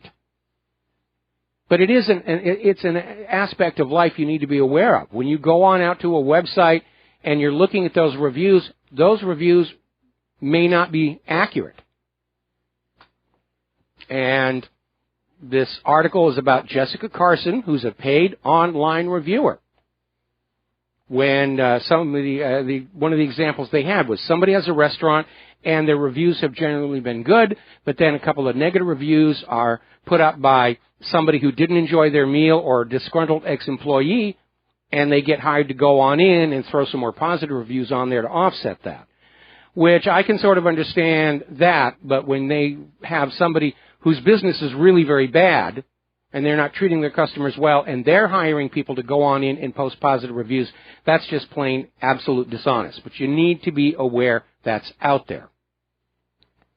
And again, to me, having worked in the film industry, it was very obvious over at RottenTomatoes.com that a lot of the positive posters on movies were not writing like ordinary people. They were writing like people who wanted to be film critics.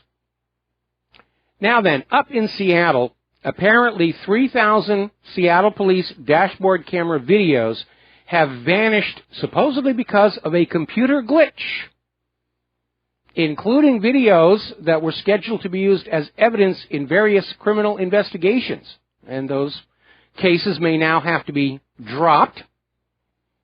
It was a glitch. Honest, just a glitch. Or maybe one of those accused criminals was a hacker and got in there. Now, we've been talking about civil forfeiture, which is a major headache for a lot of people. And it's been abused, no question about it. Now, New Mexico passed a law ending civil forfeiture. Apparently, down in the city of Albuquerque, they ignored the law and went on out and grabbed a car from somebody who they admit didn't commit a crime, using this law that has now been banned by the state government. And it had to do with the fact that Arlene Harjo, her son, was pulled over for drunk driving, and they seized the car, even though it was her car. And the good news is, unlike the vast majority of people who will make the deal to pay, let the police keep half the value if I can get the rest of it back, she filed a lawsuit. And it was filed in state court, and the Institute for Justice, which is a public interest law firm, is taking the case for her, saying it is time to end the profit incentive. It's time to stop policing for dollars. Because we've literally deteriorated to Britain in the time of Robin Hood, when Sir Guy of Gisborne's thugs roamed the countryside just grabbing chickens and pigs and farmers' daughters whenever they feel like it. We're going to do a little shout-out now to our on-air affiliates who are rejoining our network, and we're covering a bunch of different stories. And again, for those of you on the on-air affiliates who would like to join us on the air, our toll-free number is not working. The numbers to call are 512-716-1603, 512-716-1883, 512-716-1897. Hope you can join us on the air and let us know where you're listening from. Now, Hillary Clinton, apparently speaking to a group of veterans yesterday, came on out with this hawkish speech saying that she will employ military force against hackers. Now, she doesn't mean the real hackers. This was aimed at Russia. Hillary's view is there is no question Russia was behind all the hacking. There's absolutely no evidence to support that. When the hacks took place, there was a long list of IP addresses, and they cherry-picked out two that passed through servers in Russia and said, that's it, that's the proof Russia's behind it. That's it. Would never stand up in court. And Hillary is literally out there saying that she is going to use this unfounded allegation of a Russian hack against the DNC email, which Assange said didn't come from Russia, to justify a military attack on Russia.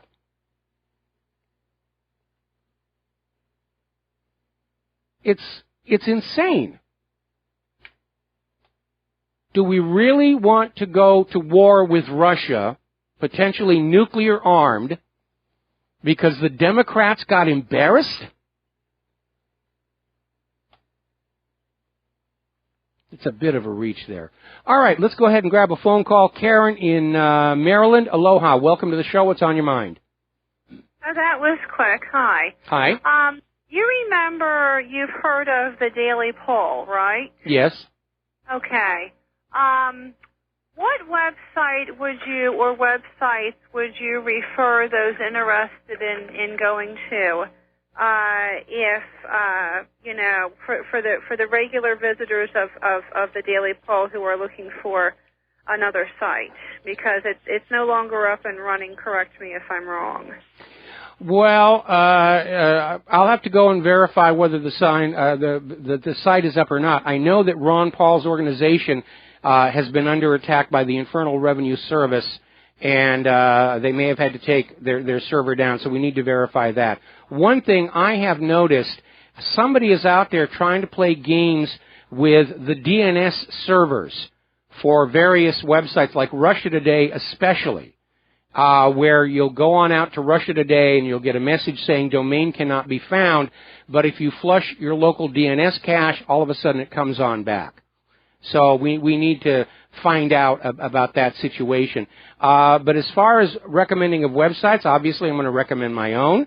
And there's a lot of stuff out there. And I would say that probably the best course of action is for people who have a specific question to go to a search engine. And I can no longer recommend Google, obviously, because they're now biasing and filtering their searches. But go to some search engine that doesn't go through Google and just start looking for material that answers your specific question. Okay, so no specific, other than your own, no specific website referrals for those who, visit the Daily Poll on a regular basis. Without knowing what it is that you're interested in, that's an impossible question to answer. Okay, very good. Thank you. All right, thank you very much. Okay.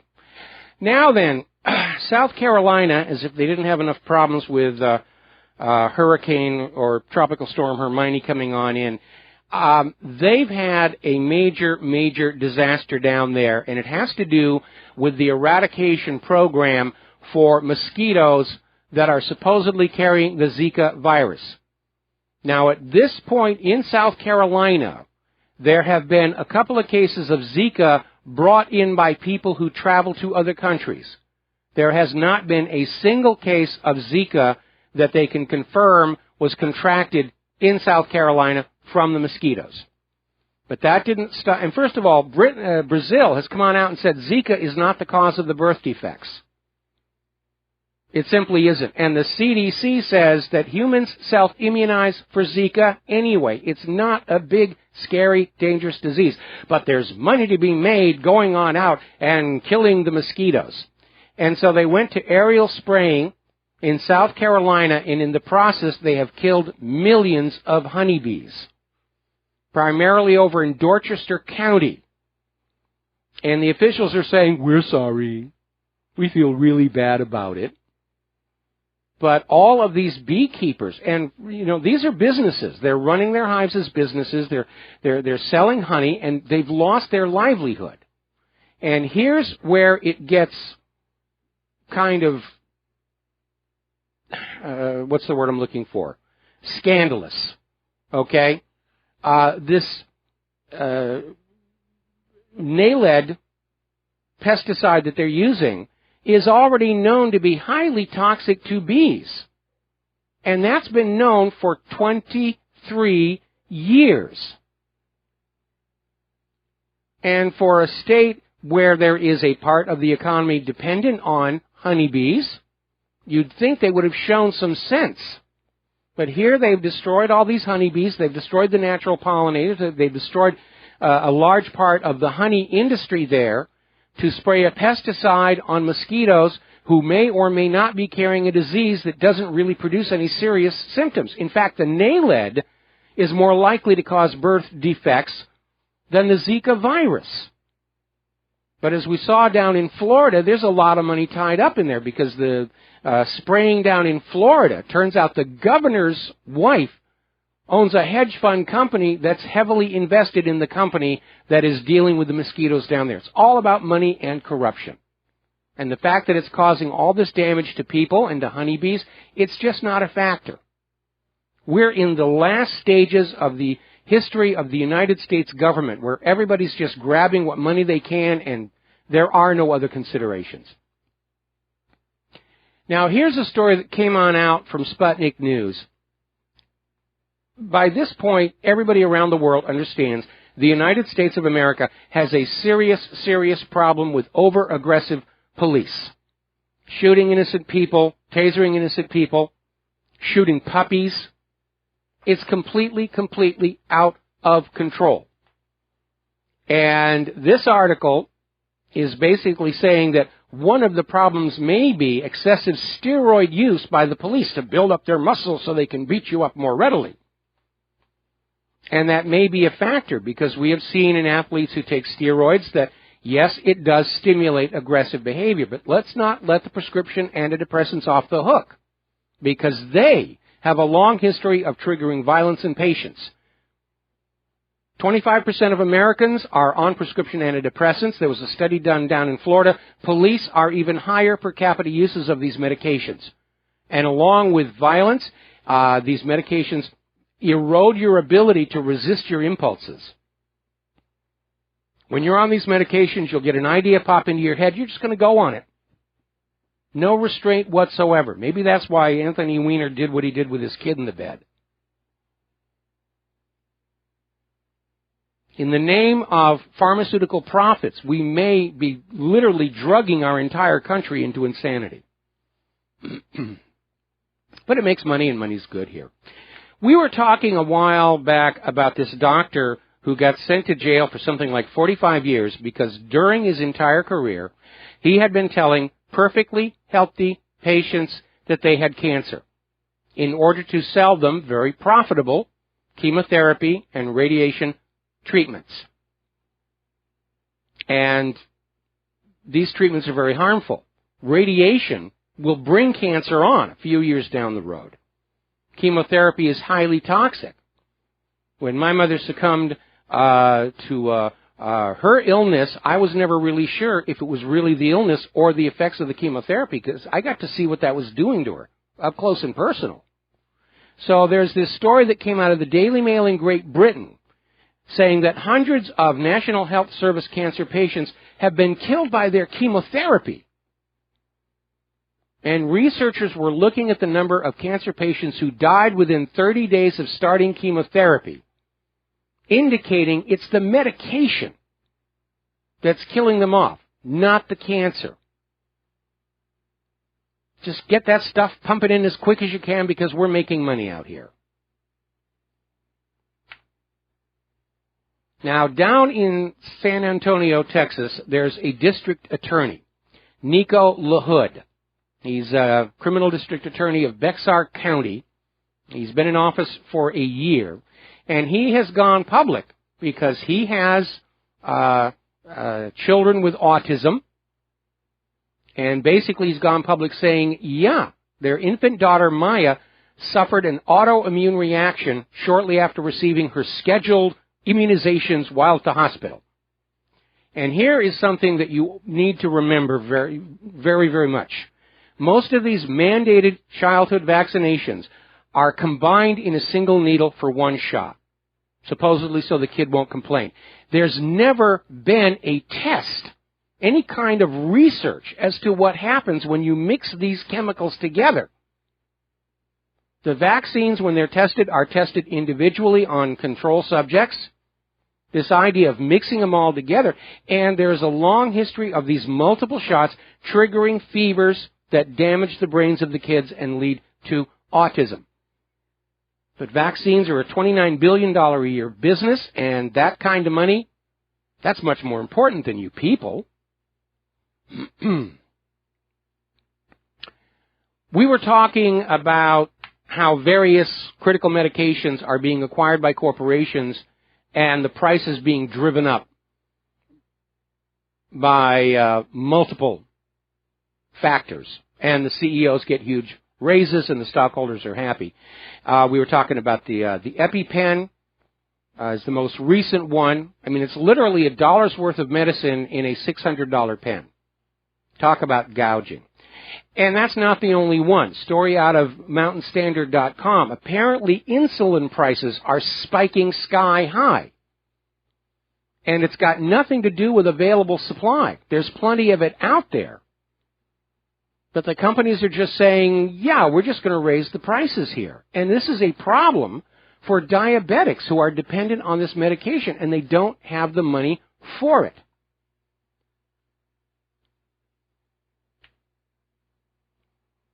And here's where the attitude of the government towards sick people really comes into play.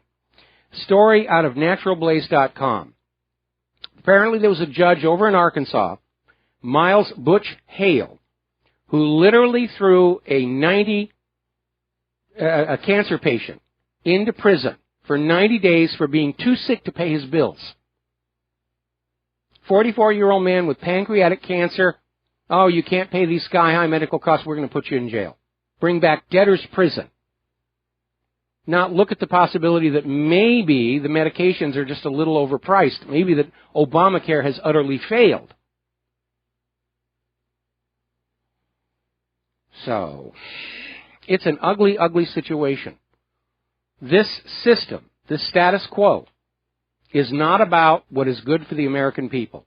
It's all about extracting the maximum amount of wealth from us before the whole system implodes. We'll be right back. Aloha, America. Welcome back to our show here. And again, the phone lines are open if you want to join us on the air.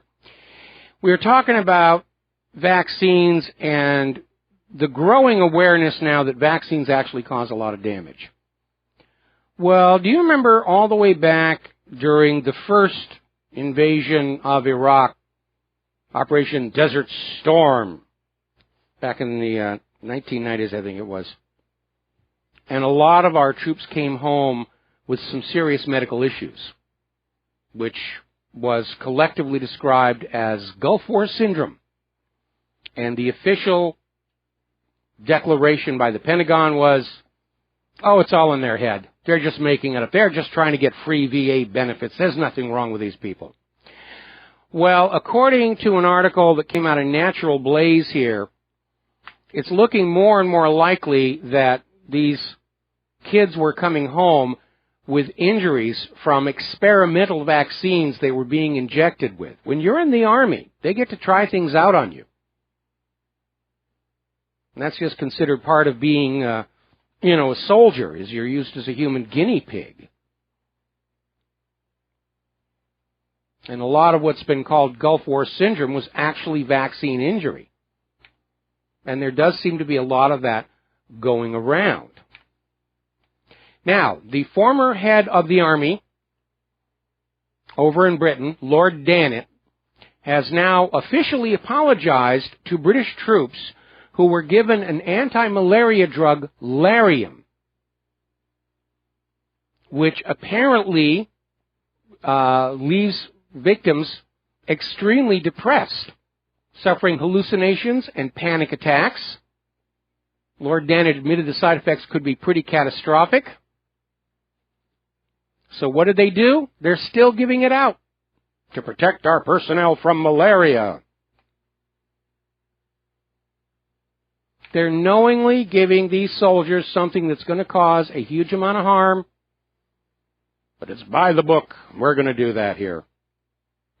All right. Breaking story coming out of Kaahumanu.com. Apparently, Russia, Syria, and Turkey have now agreed on joint operations in Syria. This puts to rest the question of just what Turkey is doing in there, and whether it was going to be helping the U.S. or not. So Russia, Syria, and Turkey are operating as a unit inside Syria, and that is something that is basically going to accelerate the U.S. getting kicked out of Syria. And this will be this age's version of Vietnam, and Obama's not going to like that being part of his legacy. And obviously, if the U.S. is driven out of Syria, it's a major roadblock to this program of conquering the Mideast and shackling that oil to the U.S. dollar. Remember, General Wesley Clark came out in 2005 and said this was the plan. Regime change all these countries, have them trade their oil only for the U.S. dollar, ending with Iran in 2008. And here we are in 2016, and it looks like the U.S. Is about to stumble with regard to Syria. And I'll bet they're really wishing they had not tried that coup against Erdogan, because that's just not going to be good. Now, the other day we were talking about America's poor quality weapons, the littoral combat ships, the F-35, the F-22, the Gerald R. Ford, and so forth and so on. And I had pointed out that the American military-industrial complex likes to build very expensive weapons that they hope are never actually going to be used, and they can get away with it, but that recent demonstrations by Russia and China are showing that their weapons are much more cost-effective, and expose that America's weapons really are very expensive, very inefficient pieces of junk. And the latest manifestation of that is Japan is now saying they want British weaponry for the standoff in the South China Sea. They want to buy from Britain. They don't want anything that the U.S. is putting on out there. It's very expensive. It doesn't work very well. So Japan is now going to Britain for the weapons with which to start the war with China. Now, there's a big story out there about how $56 million worth of coke. Well, we're going to come back to the story after the commercial break. And aloha, America. Welcome back to the show here. And we were talking about how yesterday $56 million worth of cocaine was discovered at a Coca-Cola plant in France. And everybody said, oh, it's a... And yeah, obviously a problem. But you need to remember the history of Coca-Cola. The coca in Coca-Cola is from the cocoa leaf. And the original formula for Coca-Cola, it had cocaine in it, the pause that refreshes. And then when cocaine was declared illegal, Coca-Cola had to come up with a process to take the cocaine out of the coca leaves and leave the flavor behind. And here in the U.S., the Coca-Cola company is actually a supplier of pharmaceutical cocaine for the industry. So a little bit of a historical footnote there. Let's take a phone call. Dennis in the Catskills. Aloha, Dennis. Welcome to the show. What's on your mind? Hi, Mike. You know, I was trying to find some vintage Michael Rivero YouTubes, you know. Mm-hmm. Back in the day, you know, going back, and hard to find. But I stumbled across something that really got my interest. Seems you were talking the other day on how Rahm Emanuel was urging, was it Chicago, to give jobs to the Syrian refugees? No, that was Hillary Clinton saying Detroit should give the jobs to the Syrian refugees. I mean, Rahm may have said that as well, but I'm not aware of it. Battleground at Dearborn right now going on, you know, with Sharia law. Yeah. But this all seemed to be part of it. It's from a playbook on a video that I came across that it was connected to what they used to call the Israeli War for Independence, and it's right from that playbook.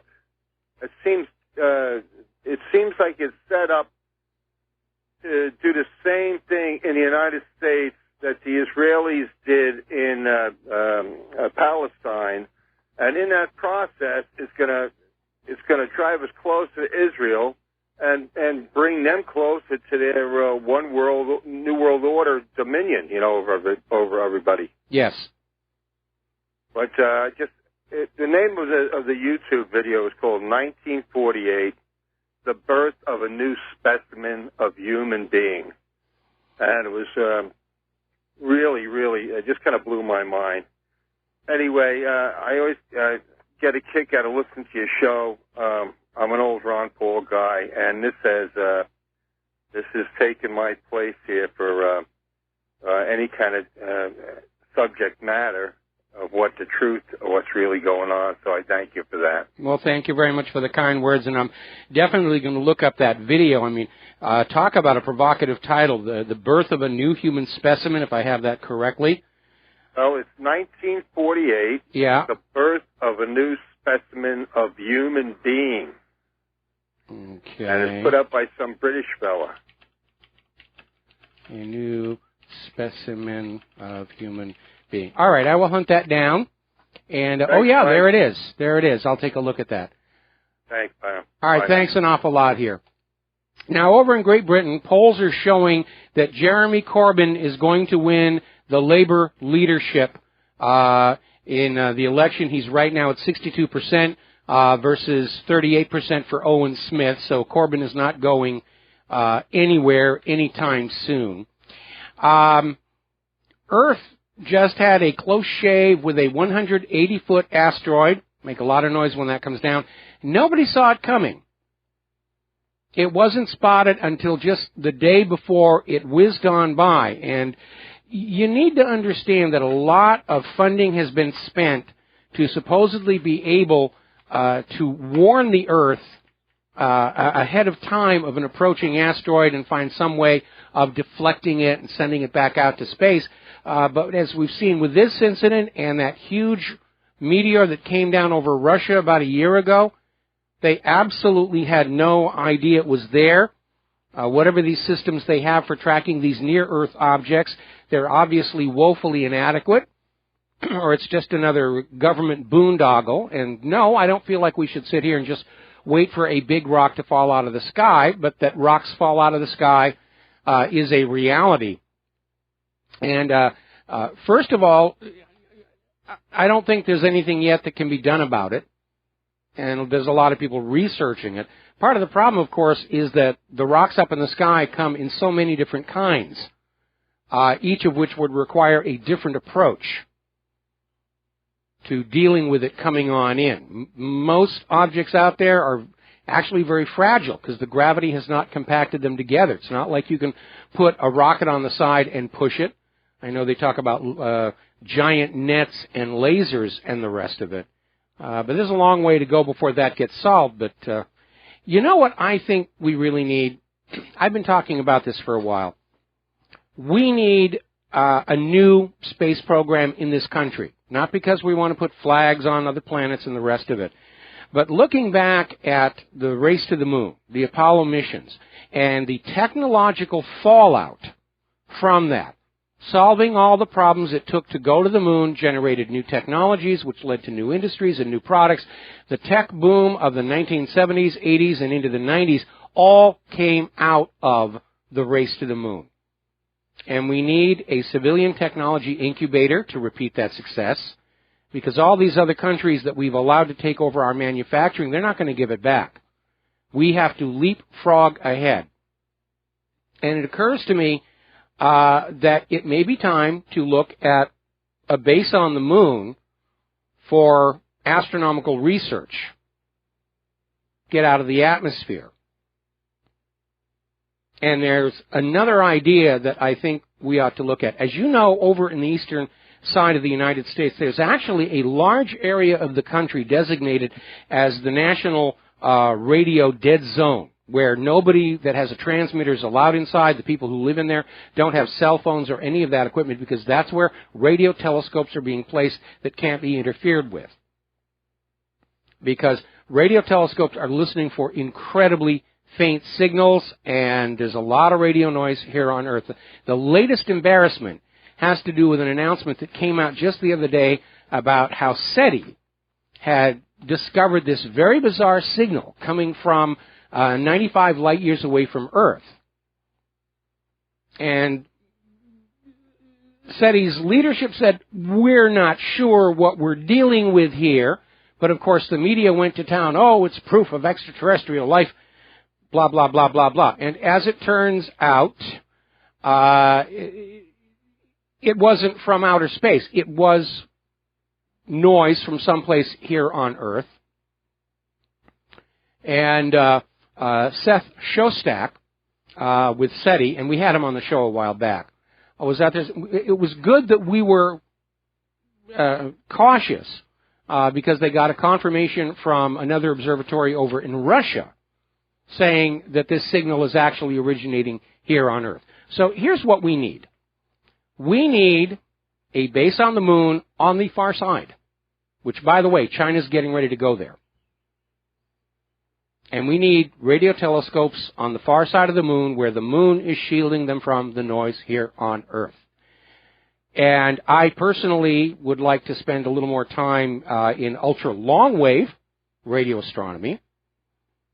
And I know radiative energy is proportional to frequency, but I think instead of trying to intercept alien versions of I Love Lucy, that what we should listen for is the noise being generated by their electrical power distribution systems.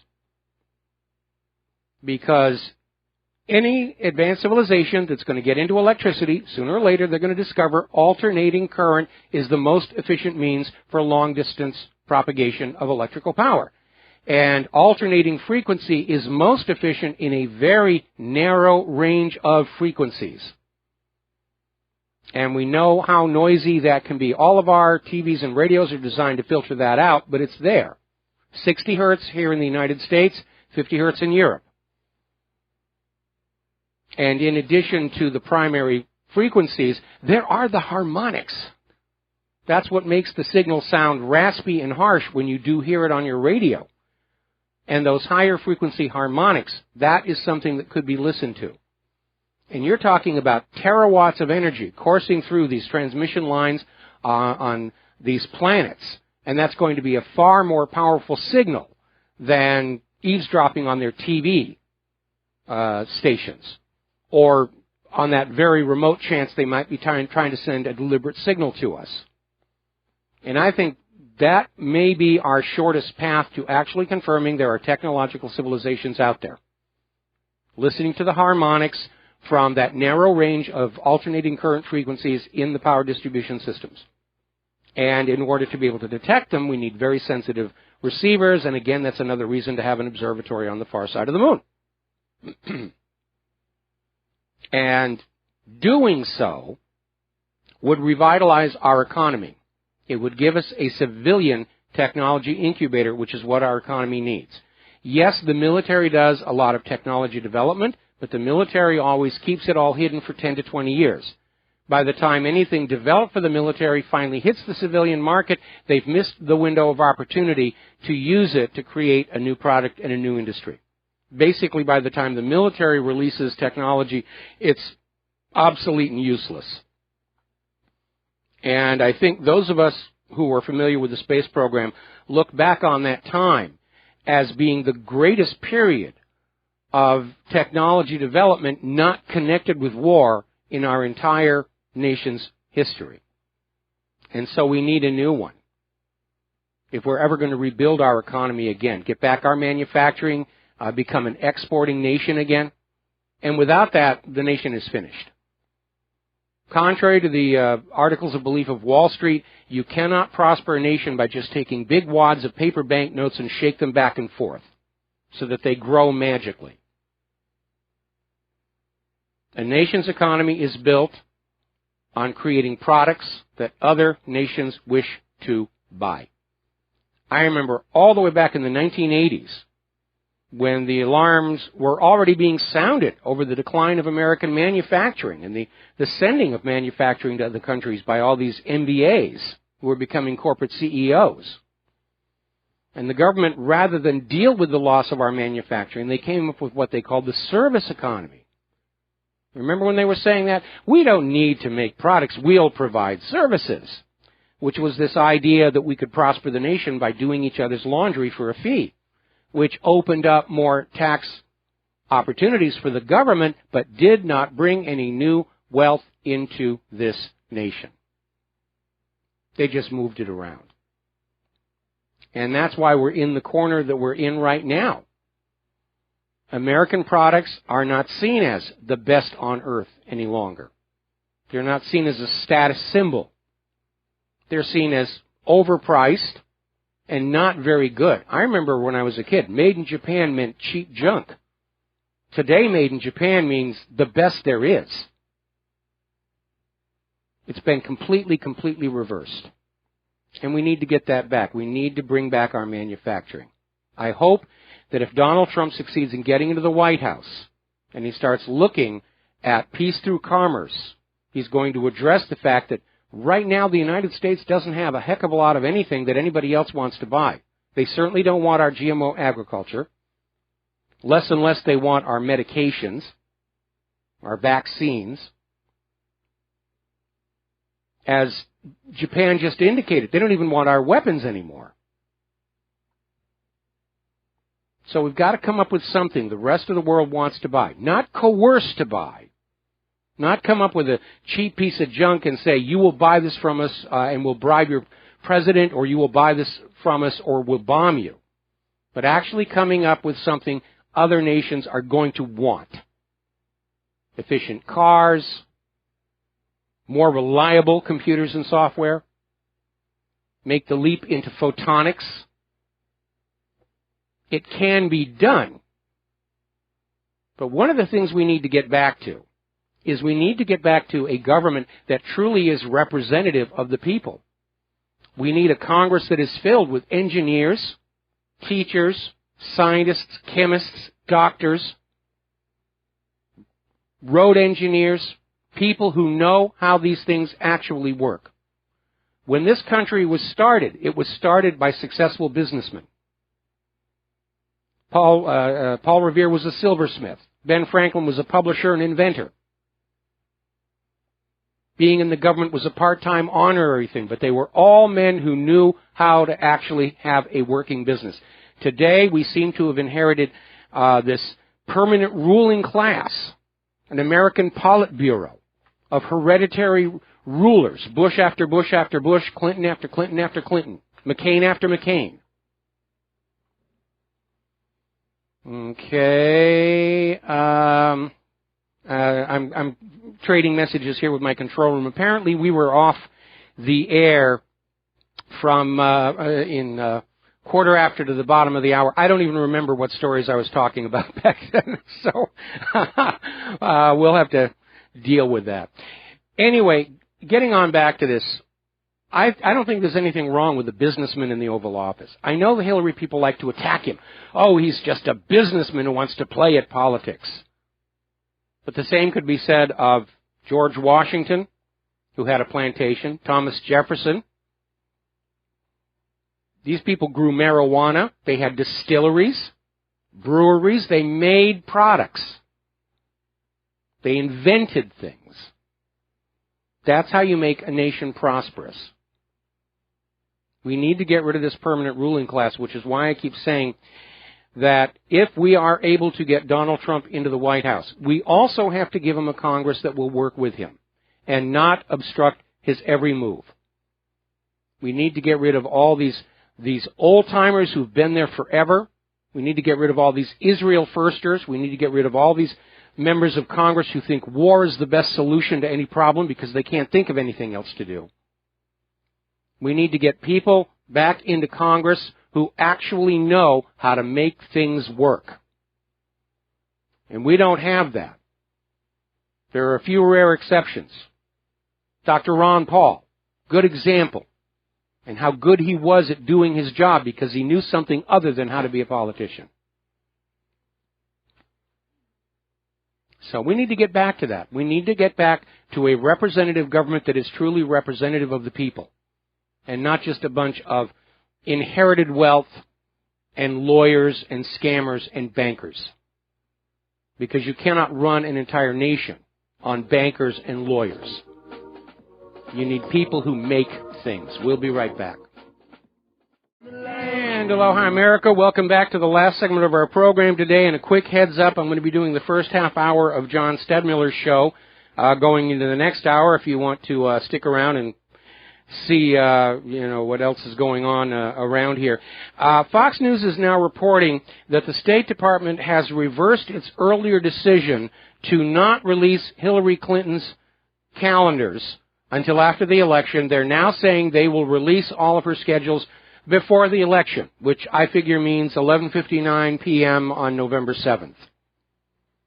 Because there's obviously something in there they think is harmful to Hillary, and that's why they're trying to drag this out.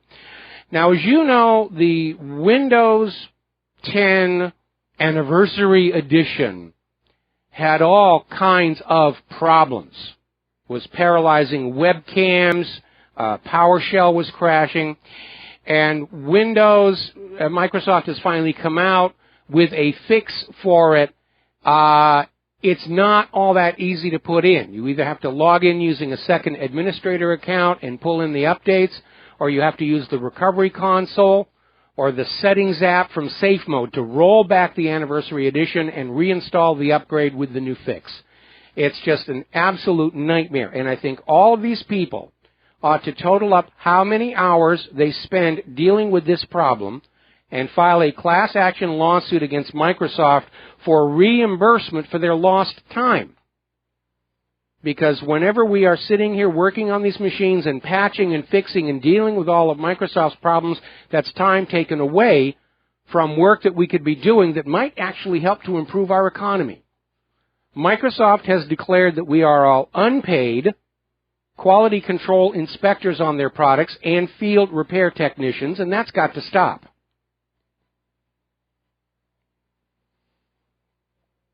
Now, some of the emails that came out of George Soros' Open Society Foundation are revealing a lot of skullduggery, and apparently some of these leaked emails show that George Soros, who's one of Hillary Clinton's top supporters, literally paid $650,000 to influence bishops during Pope Francis' September 2015 visit, and basically did that to try and get the bishops to create a new political agenda and impose it on the Pope, who may not have realized he was dealing with an orchestrated campaign.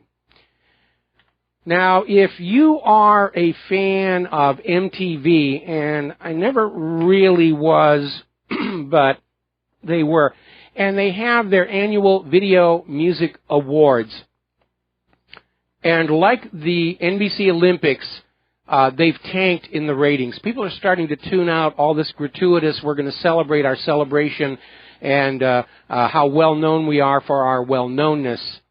And apparently the audience for the Video Music Awards this year dropped 23%, according to Nielsen. That is pretty bad. There's the music. Time for me to get out of here. I'll be back after station identification with the first half hour of John Stadmiller's show, so please stay tuned.